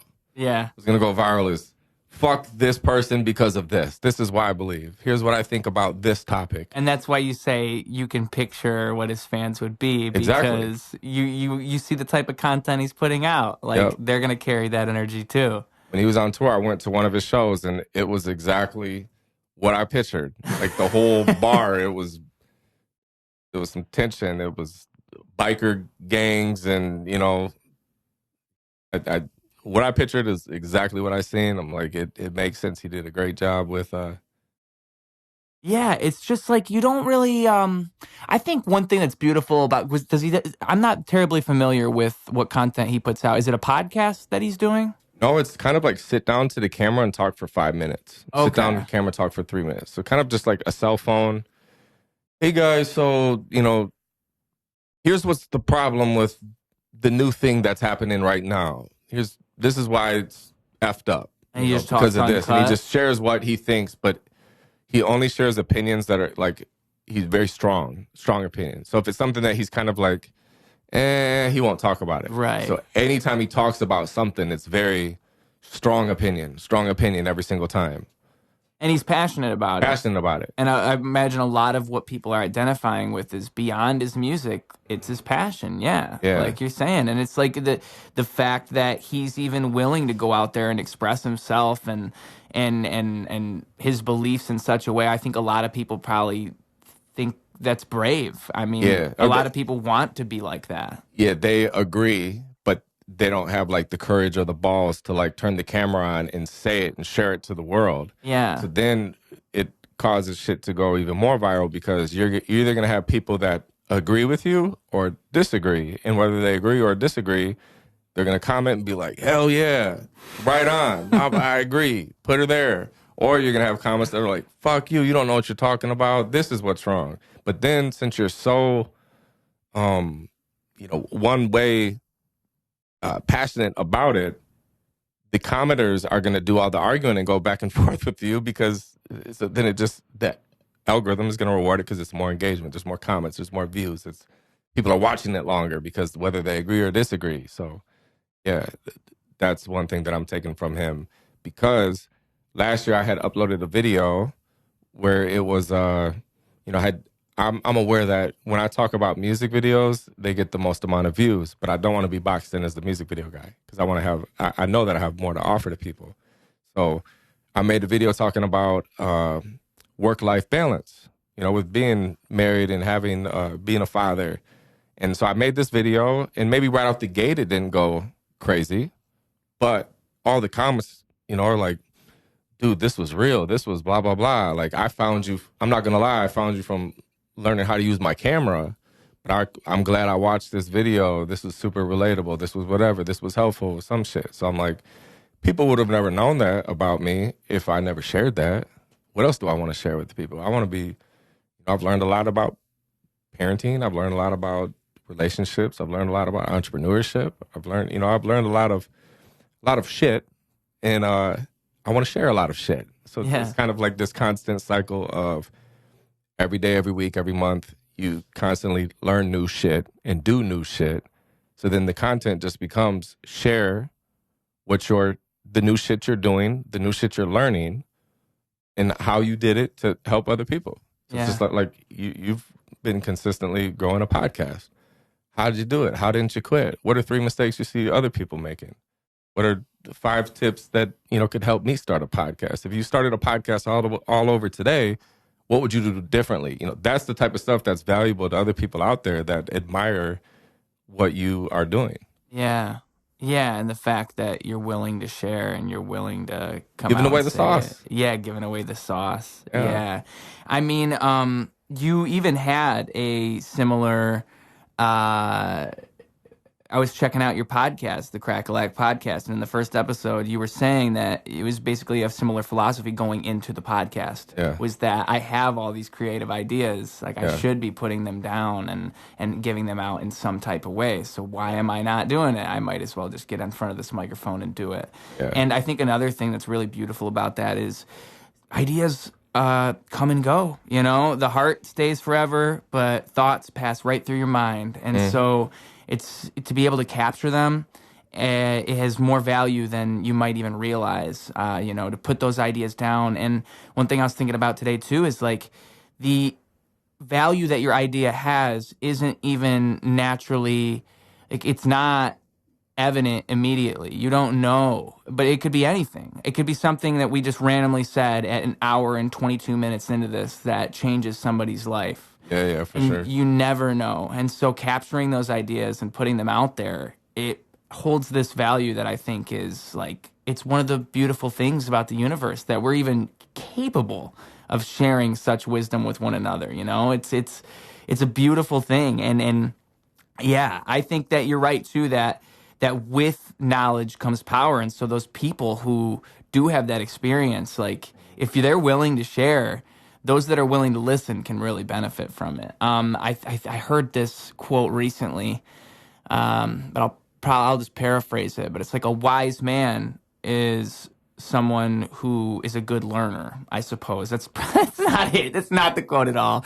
But it's basically that if you want to live your life better, you have to live to people who have failed, and they're willing to tell you how they failed. That's essentially what the quote that I'm trying to say said. Is like, if you're willing to hear people out and hear their full story and the information they have got to offer from the experience they have, that's how we really learn from one another. Like, we do have things to share, and it's a shame that some people aren't as interested as others might be, because I find myself endlessly interested in what people have to say, and there's a levels to everything too. And so it's like, yeah, you think music videos, yeah, you think recording music, you think you're a rapper, you think you're anything, but then you go deeper and you go deeper, and it's like there's a reason there's people teach classes for this shit. There's a reason that people study and spend their lives doing this shit, because it's not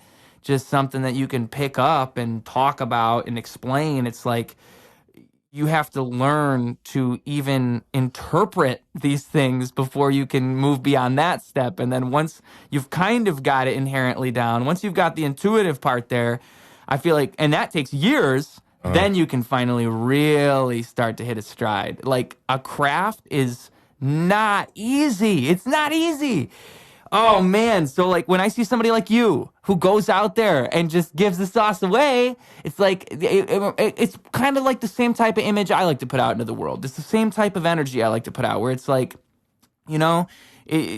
just let it all out. Just tell each other what it is. We'll figure it out even better if we let it all out into the air rather than reserving these ideas. Let's put it all out there. Yeah. And we'll get to something even better than we could possibly. It's like, it goes back to collaboration too. Like, it's collaborative to do things that way, to give all the sauce out.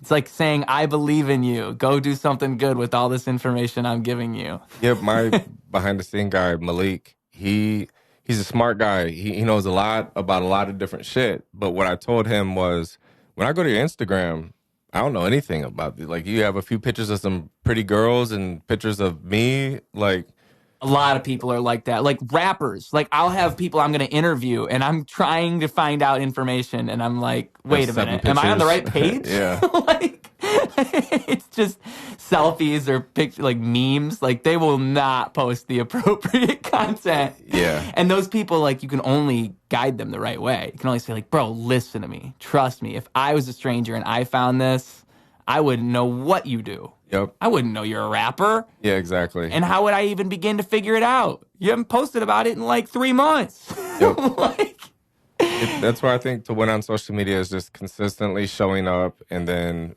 being mindful of what you put out there. yeah. You know, so like with Malik, for example, a lot of people, they overthink what they should and shouldn't put out there, and they have that imposter syndrome where they're like, I'm not an expert, so I shouldn't do this. Like, no, you're just talking to people that are just one step behind you. So it could be, you learned how to use a camera 4 days ago. You learned some new shit. You got some stuff you could share. The video could even be, I've been learning how to use the camera for the last 4 days, and here's what I learned. Step one is how you turn this thing on is this. And then there's something called frame rate. And what I noticed is a lot of people say I'm supposed to film in this frame rate. So that. And then when you film in this frame rate, your shutter speed should be this. Or maybe it's that. No, it's this. I just watched the video yesterday. I learned it. So you're just being very vulnerable, where a lot of people, they come across the wrong way, where it's, here's how to do this, and you're trying to appear as the expert. Versus, so instead of how to, it's how I. And that's one thing that I'm doing going forward now. It's not, I've done how to shoot a music video because I know that that's what people search, and how to edit a music video. But going forward, my content's going to be, here's how I did blank. Here's how I made my first $100,000. Here's how I plan on growing our podcast. Here's how I plan to get to 100. Here's how I got to 100,000 subscribers. So there is no like, cap, you're lying. It's like, no. I got 100,000 subscribers. I'm telling you, here's how I did it. There is no way to call bluff or bullshit. Like, I have the 100,000. It's a fact. Yeah. And Alex Ramosi, he had said something similar to this one time, but it was like, if I say, here's what I ate for breakfast, like, that's undeniable. You can't be like, no, you didn't. It's like, yes, I fucking did. This is exactly what I ate. You can't say that. Versus if I said, here's what you should eat for breakfast. It's like, I don't like, what do you mean what you should? You're wrong. This diet's better than that diet. It's just like, no. Here's how I did this. Here's how I did that. Yeah. Right. It's like, it proves itself. Here's how I did this. Yeah. Now I know you did it. All right, tell me how he did it. Oh, yeah. It's like a lot of I did this. Yeah. Here's what I learned. Exactly. Or after doing this, here's what I learned. I did this. Here's how I did it. Yeah. Something like that. Well, or it's like those videos where there's this one channel that's been putting out a lot of them, and I can't remember the channel name, but it's like, I think what they'll always do is it's why X failed. And so every time you're clicking the video to see, well, why did this fail? Yeah. And it's not like why something might fail. It's like, it did fail. Let's figure out the story of that failure. Yeah. Yeah. And the way that you articulated that was interesting, because that's an interesting way to put it with the whole, this is how I should film things. This is how I should.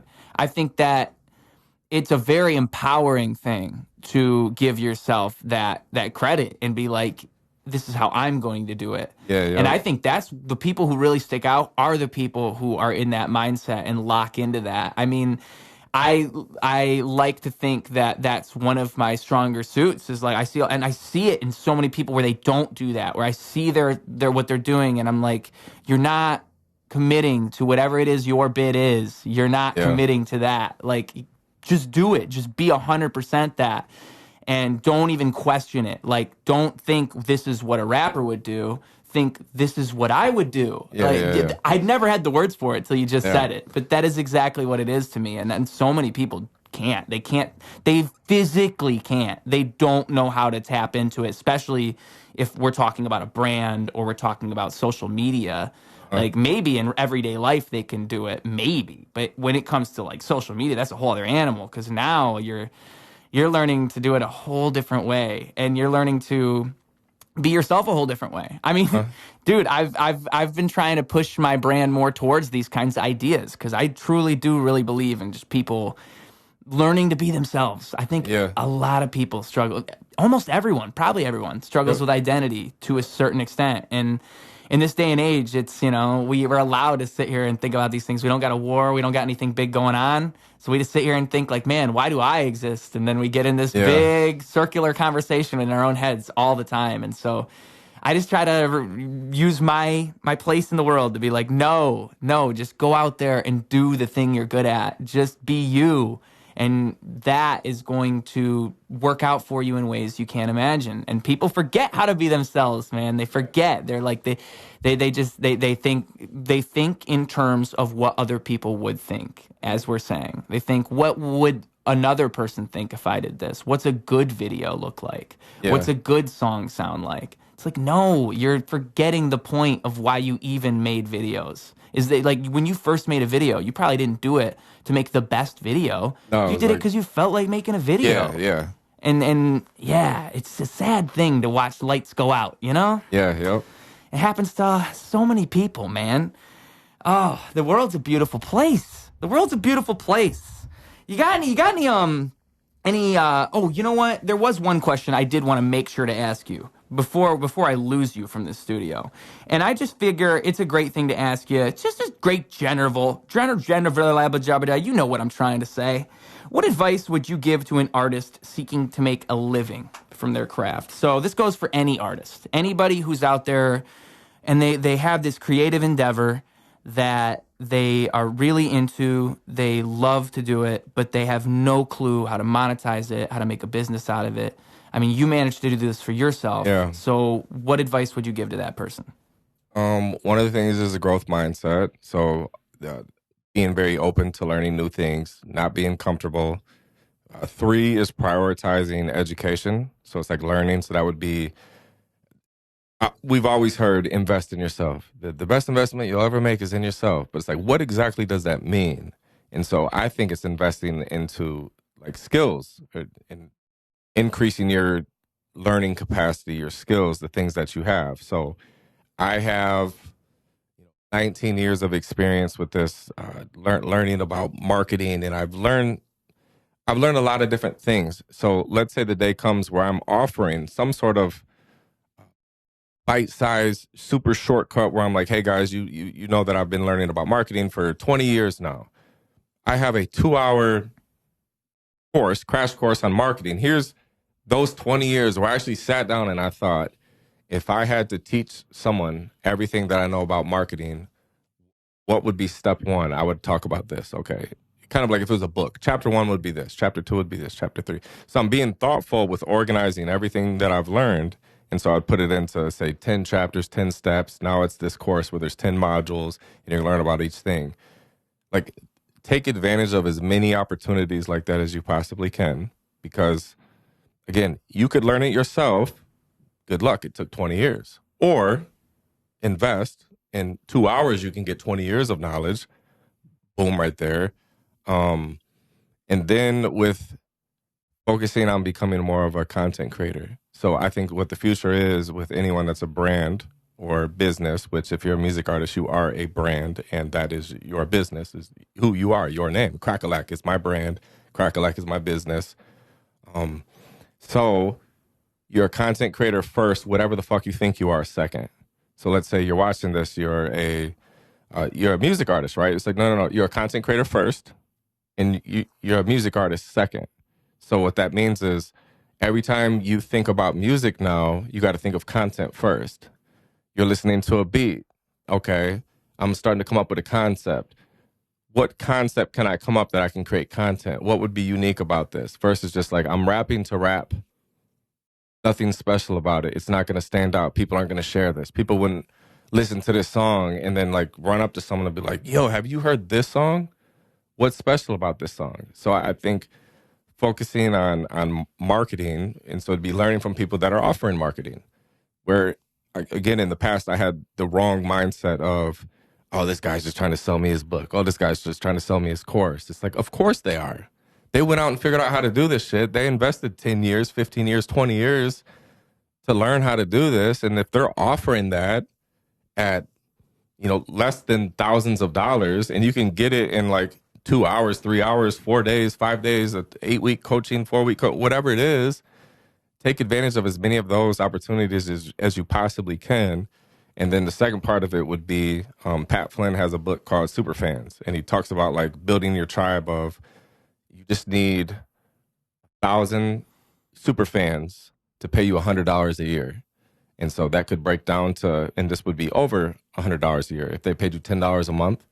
So I think being open to a lot of different ways to monetize the audience that you currently have. So even if you're watching this and you have like 45 fans, or you have 100 fans or 150 fans, you have to offer things for them. So one could be like, you might have a community, or it's a Patreon where you're just saying, hey, I'm starting a Patreon. All I'm asking for is $10 a month. My goal is to get 1,000 people paying me $10 a month, and it'll help me make 6 figures a year. This is what's going to get me to the next level of my music career. It's a little ask. All I'm asking is $10 a month. So I would offer that as soon as possible, and then create different bundles. So this is like, instead of selling a shirt, have the shirt, the hoodie, and a CD for sale, or like a sticker, a wristband. Create little fan packs. Like if I was a music artist, it'd be like the Cracka Lack fan pack. $55. It's got a ring to it. And you get this, that, and the other, Crack pack. Crack pack, yeah. We can workshop this. There's quite a few opportunities here. Yeah, I would do that. I would also focus on building up your song library, your music library, because you need to have, I've seen a video that I don't even know where I'll find it again, but it was a dude breaking down like, if I want to make $100,000 a year, that equals this amount of streams. If all I had was one song out, I'd have to get this many streams on this song every single month. It was like a crazy number. And he was like, but I broke it down to where I have 200 songs out. So now that number, that big number that I got to hit of monthly streams is divided by 200 fucking songs. So it's like, I just got to get these 200 songs, this many. It was like 115 streams a day. It's like, that's way easier than having one song out that you need to get like X amount of million a month. That's hard to do. So it'd be releasing as much music as you possibly can. So the goal would be to have hundreds of songs on your Spotify, hundreds of videos on your YouTube. And then when it comes to like the YouTube side of thing and social media, I would share more of who you are with the Adam Calhoun example. So again, he charted #1 on Billboard as an independent artist, with a fan base that doesn't even listen to hip hop because they love him so much. So why do people love you so much in real life? You have friends and family that come to you for advice on different things.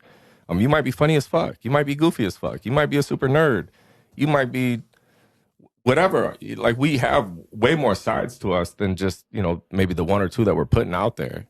So really think about how you want to package yourself to put you out there, and share more than just the music. It's really hard, I think, to go from like no fan base to huge fan base with the only thing you're sharing to the world is the music.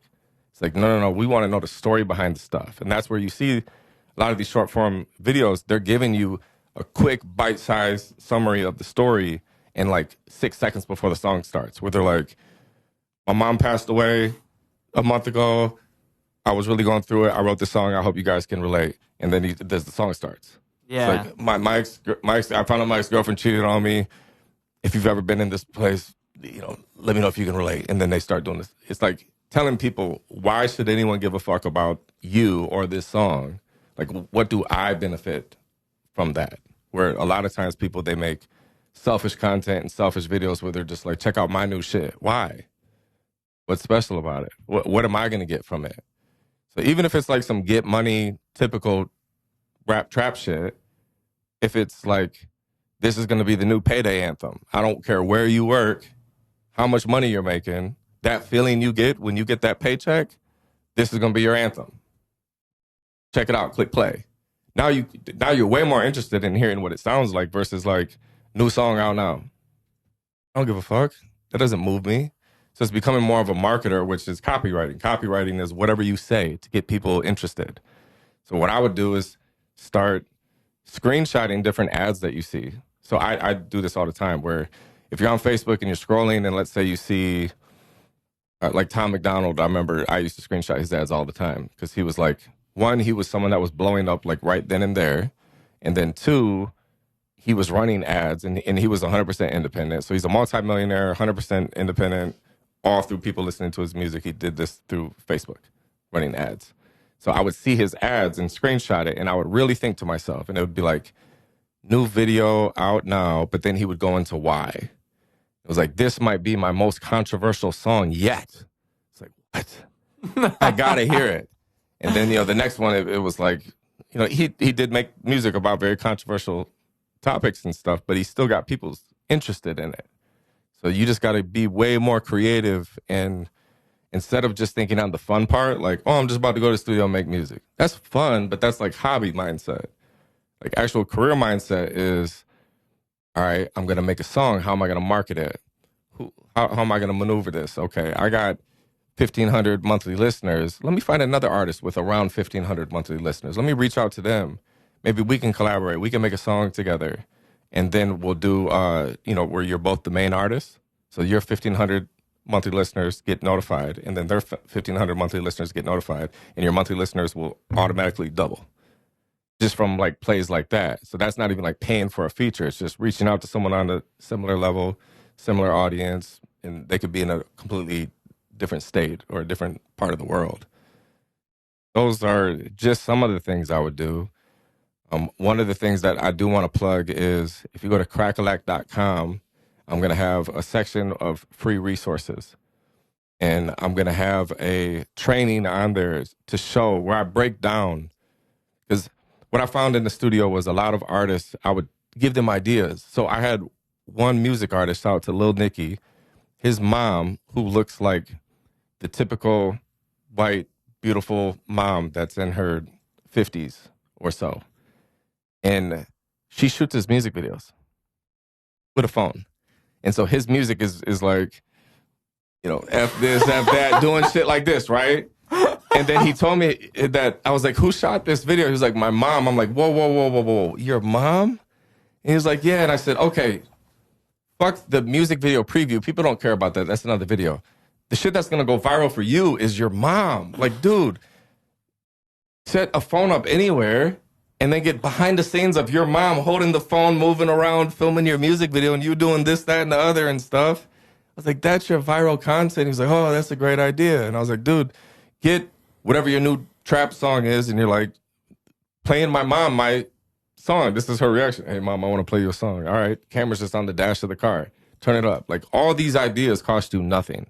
It's not, you don't have to hire me or any type of professional to come out with an expensive camera. This is all just being creative with different ways to promote your music. So what I did was I put together a whole Google Doc where I went and I found an example of like, okay, here's an example of like a viral clip. And you can see 3 million views. This worked. I'm going to copy this and paste it in this Google Doc. So you guys can go through this Google Doc. It's like a cheat sheet.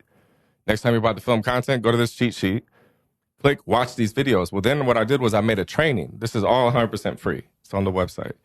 And I break down each example and I'm pointing out things like, okay, pay attention. This was filmed on a phone. So one of the things that you should take away from this is it looks very organic. It looks like someone just handed their friend their phone. They're like, yo, hit record, watch this.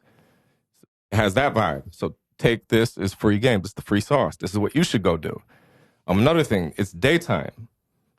So what you should do is recreate a video daytime. You're not copying these ideas like exactly. You're just being very inspired or taking things away. Like, what are all the clues that they're leaving? Because this shit was proven. This has already worked. Yeah, dude, sometimes I think about viral videos and I just think like, wow, it really is weird to think that there's just a combination of elements that came together for this particular video file that made it get millions of views. I mean, like, yeah. And it's as simple as that. Like you're saying, like you're breaking it down. Yeah. It's all like the elements that are going into it that made it what it was. And if you can learn, I mean, if you listen to Mr. Beast talk about when he appeared on Joe Rogan, he broke it down in a way I've never seen him break it down, where it's like he studied the reason that videos went viral. He Yeah. watched all these videos, and he basically, him and a group of friends, and you got to imagine it helped to have a few people to like bash your head against with for this type of thing, because it's like you're all trying to figure out the answer to that question. What is it about these videos that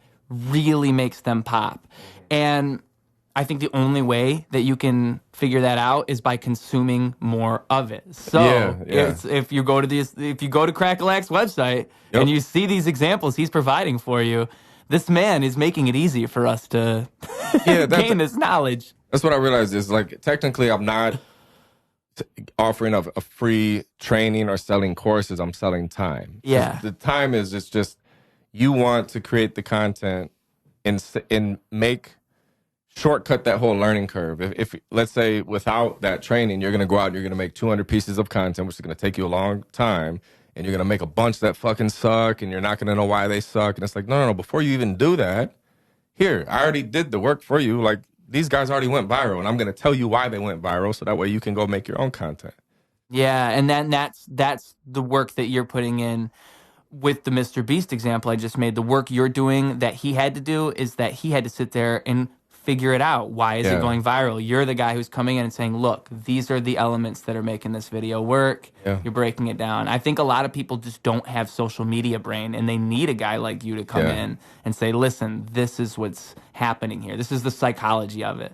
Most people don't look that deeply into what makes a video work, in my opinion. And it does benefit me too. So, like, the more educated my clientele of music artists are, the better the results that they get. Therefore, the odds of them coming back and getting to a point where it makes sense financially to work with me are higher. So it's like, give away the free sauce. You got to be marketing your music.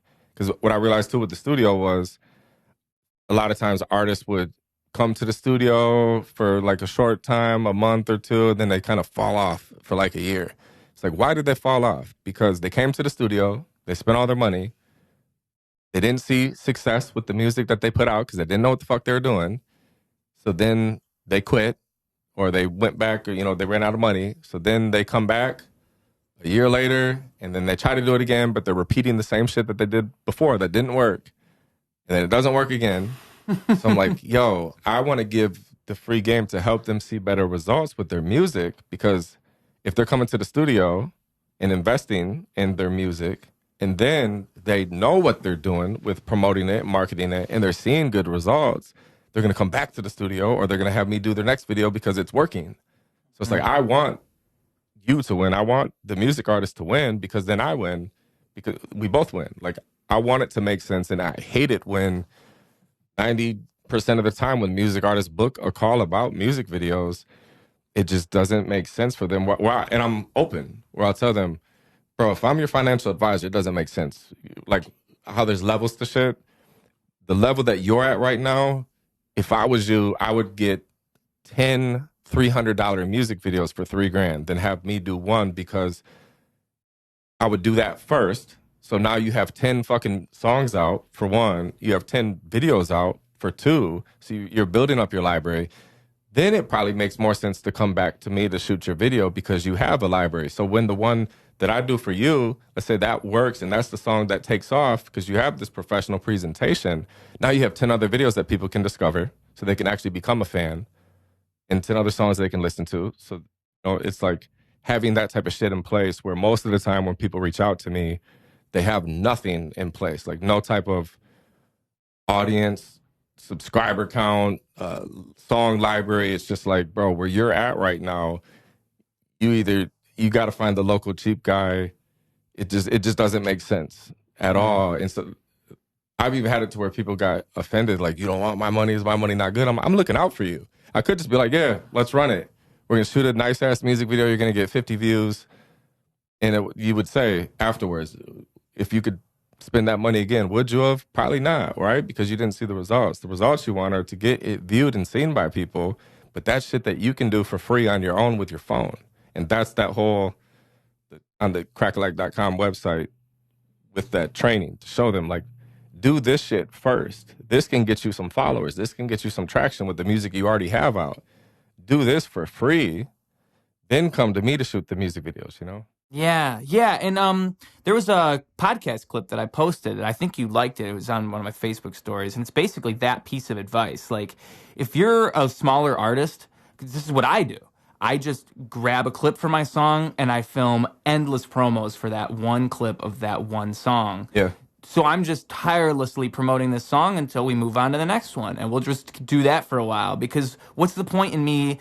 For one, an older me, or I guess a younger me, I should say, a me in the past, I would have sat there and tirelessly edited that fucking video, and I would have invested probably, I'm talking 20 to 30 hours of my time I could have been rapping. Yeah. I'm spending editing this video that might get views, it might not, but even then, like, it's not, if we're talking like business talk, if we're talking, is this investment worth it? No, of course not. Yep. Of course not. But you know, it is worth it if I film 20, 30 mini music videos for this song that'll promote it way more than the music video would have. So many more people know that that song exists because I filmed these mini promos than if I filmed this one music video. Whereas if I had a big audience and then I go do this music video, now it makes a lot more sense. Like, if I know there's going to be 10,000 people at least that are going to tune into this thing, all right, now's the time for me to be dropping some real money on a music video. But it's like that exact mentality, that whole idea of like, why should I even be, it's not a worthy investment and of time but if you're talking money, yeah, like if you're the guy that's at my level even, I have the humility to admit it. I probably shouldn't be spending $3,000 on a music video. Maybe a year or two down the line. But we're just not there in the career yet. I want to encourage and help you along the way to get to that point to where you're in the spot where you're like, I'm ready now. It makes sense, bro. I got this many monthly listeners. I'm making this much a month off my music. Like, let's fucking work. And it's like, hell yeah. And you want to see that. Exactly. You want, and it's the way you're describing it too, as a business, it makes sense for you to want to see that. Like, you want those people to stay engaged and interested with what you're doing, because when they are at that point, they will come back. And they'll be like, you know what, man, I think I am ready. Same thing goes for a lot of artists who turn up for, like we were saying, for 2 weeks, a month out of the year. Like, they might show up to a studio session and this is why so many producers have problems with studio sessions, because you got so many people who don't take it seriously. So they turn up for a minute and then they leave, and then they don't even have the time. They might not even pay. Like, you know, that now we have to have down payments and this and that. Like, there's a million problems that come from people who don't take it serious. So yeah, man, it's just, music's a tough thing in general, right? Like, it's hard to give people advice on something that is ultimately creative. And that's the thing that I kind of struggle with when it comes to like general music advice. I mean, and advice, people in general, they get a bad rep because it's like, it's hard to give general advice. But with music, I think specifically, it's like, there's no real code. There's no real way to win. And so I think a lot of people get burnt out on conversations like these. They get burnt out on this idea of like, oh, well, so it's just a game then? It's just this thing that I have to keep. It's not something that's fun. It's a work, and they don't like it anymore. And I think that at a certain point, you just miss the point. Like, if you want the privilege of being a musician for your whole life, like if you want that to be what you're doing for a living, you have to work for it to the point where you can pay $3,000 for a music video. There's no question anymore. If that's what you want, you have to do that. And if it's a question of whether or not you want that, you probably don't actually want it. Like, if you don't feel that, when I say that to you, if you don't feel like, yeah, I could do that, then let's not even have this conversation anymore. You should just do something else. Because so many people, like, I'm telling you, they're what do you call those lawyers? Like by-night lawyers, by-flight lawyers, whatever you call them. They're just fly-by-night lawyer. That's what I think they're called. They show up and they leave, and it's like the lawyer you don't want because they're only a lawyer to say they're a lawyer. Like, there are rappers that are the same thing, and there's people in every industry that are that. And I just, the real recognize real, I suppose. You know, like, when you see it, and you want those people. You want them. You're like, you know what? Dude, you could be so much more than this. Like, just keep working at it. That's why I give out advice. I want to see people. Dude, I want to see everybody go from a caterpillar to a motherfucking butterfly right in front of my eyes. Like, there's a quote from an earlier song of mine that I always bring up, and I'm proud of it. It's like my philosophy towards music and life in general is, A match to a spark to inspire. I want to see you start a fire. And that's how I like to look at all of it. Is I'm just lighting a match and starting a spark, but you could do so much more than this. Yeah, exactly. I want you to see this and just take everything I'm doing and do so much better. And this is make what I do look like nothing. And most people, they want to be the best. They want to do the best thing. And that's the wrong mentality. Like, we grow through each other. There's so much we can learn through each other. And maybe that's the thing we can let the folks take home for this podcast today. You got any final messages? You got any people you want to shout out, or anything at all you want to leave them with? Shout out to you. Thank you for having me on here. I'm excited to see you land all these sponsorships in the future, especially with this episode, or starting with this episode. Shout out CBDfx. There we go. I appreciate everyone listening. If you're an artist, or even if you're not, if you're interested in, one of the things I'm going to start pushing is crack. Like, Well phrased. Yeah. I teach crack and I sell crack. And so with the niche thing, I think my niche, we broke it down. It was like crack, all the way broken down was C was create. You got to create, be a creator. R was, all right, yeah. This is worth pulling up. You can't just make a statement like I push crack and then not fully elaborate. Results, but I think we changed it to no, maybe it is to results. Yeah. So crack, broken all the way down, is create, results, authentic, consistent, and knowledge. And basically what that means is to live this crack lifestyle, and you got to be a creator, not a consumer. So you got to always be creating. You definitely do that. Results, you got to seek results and get results.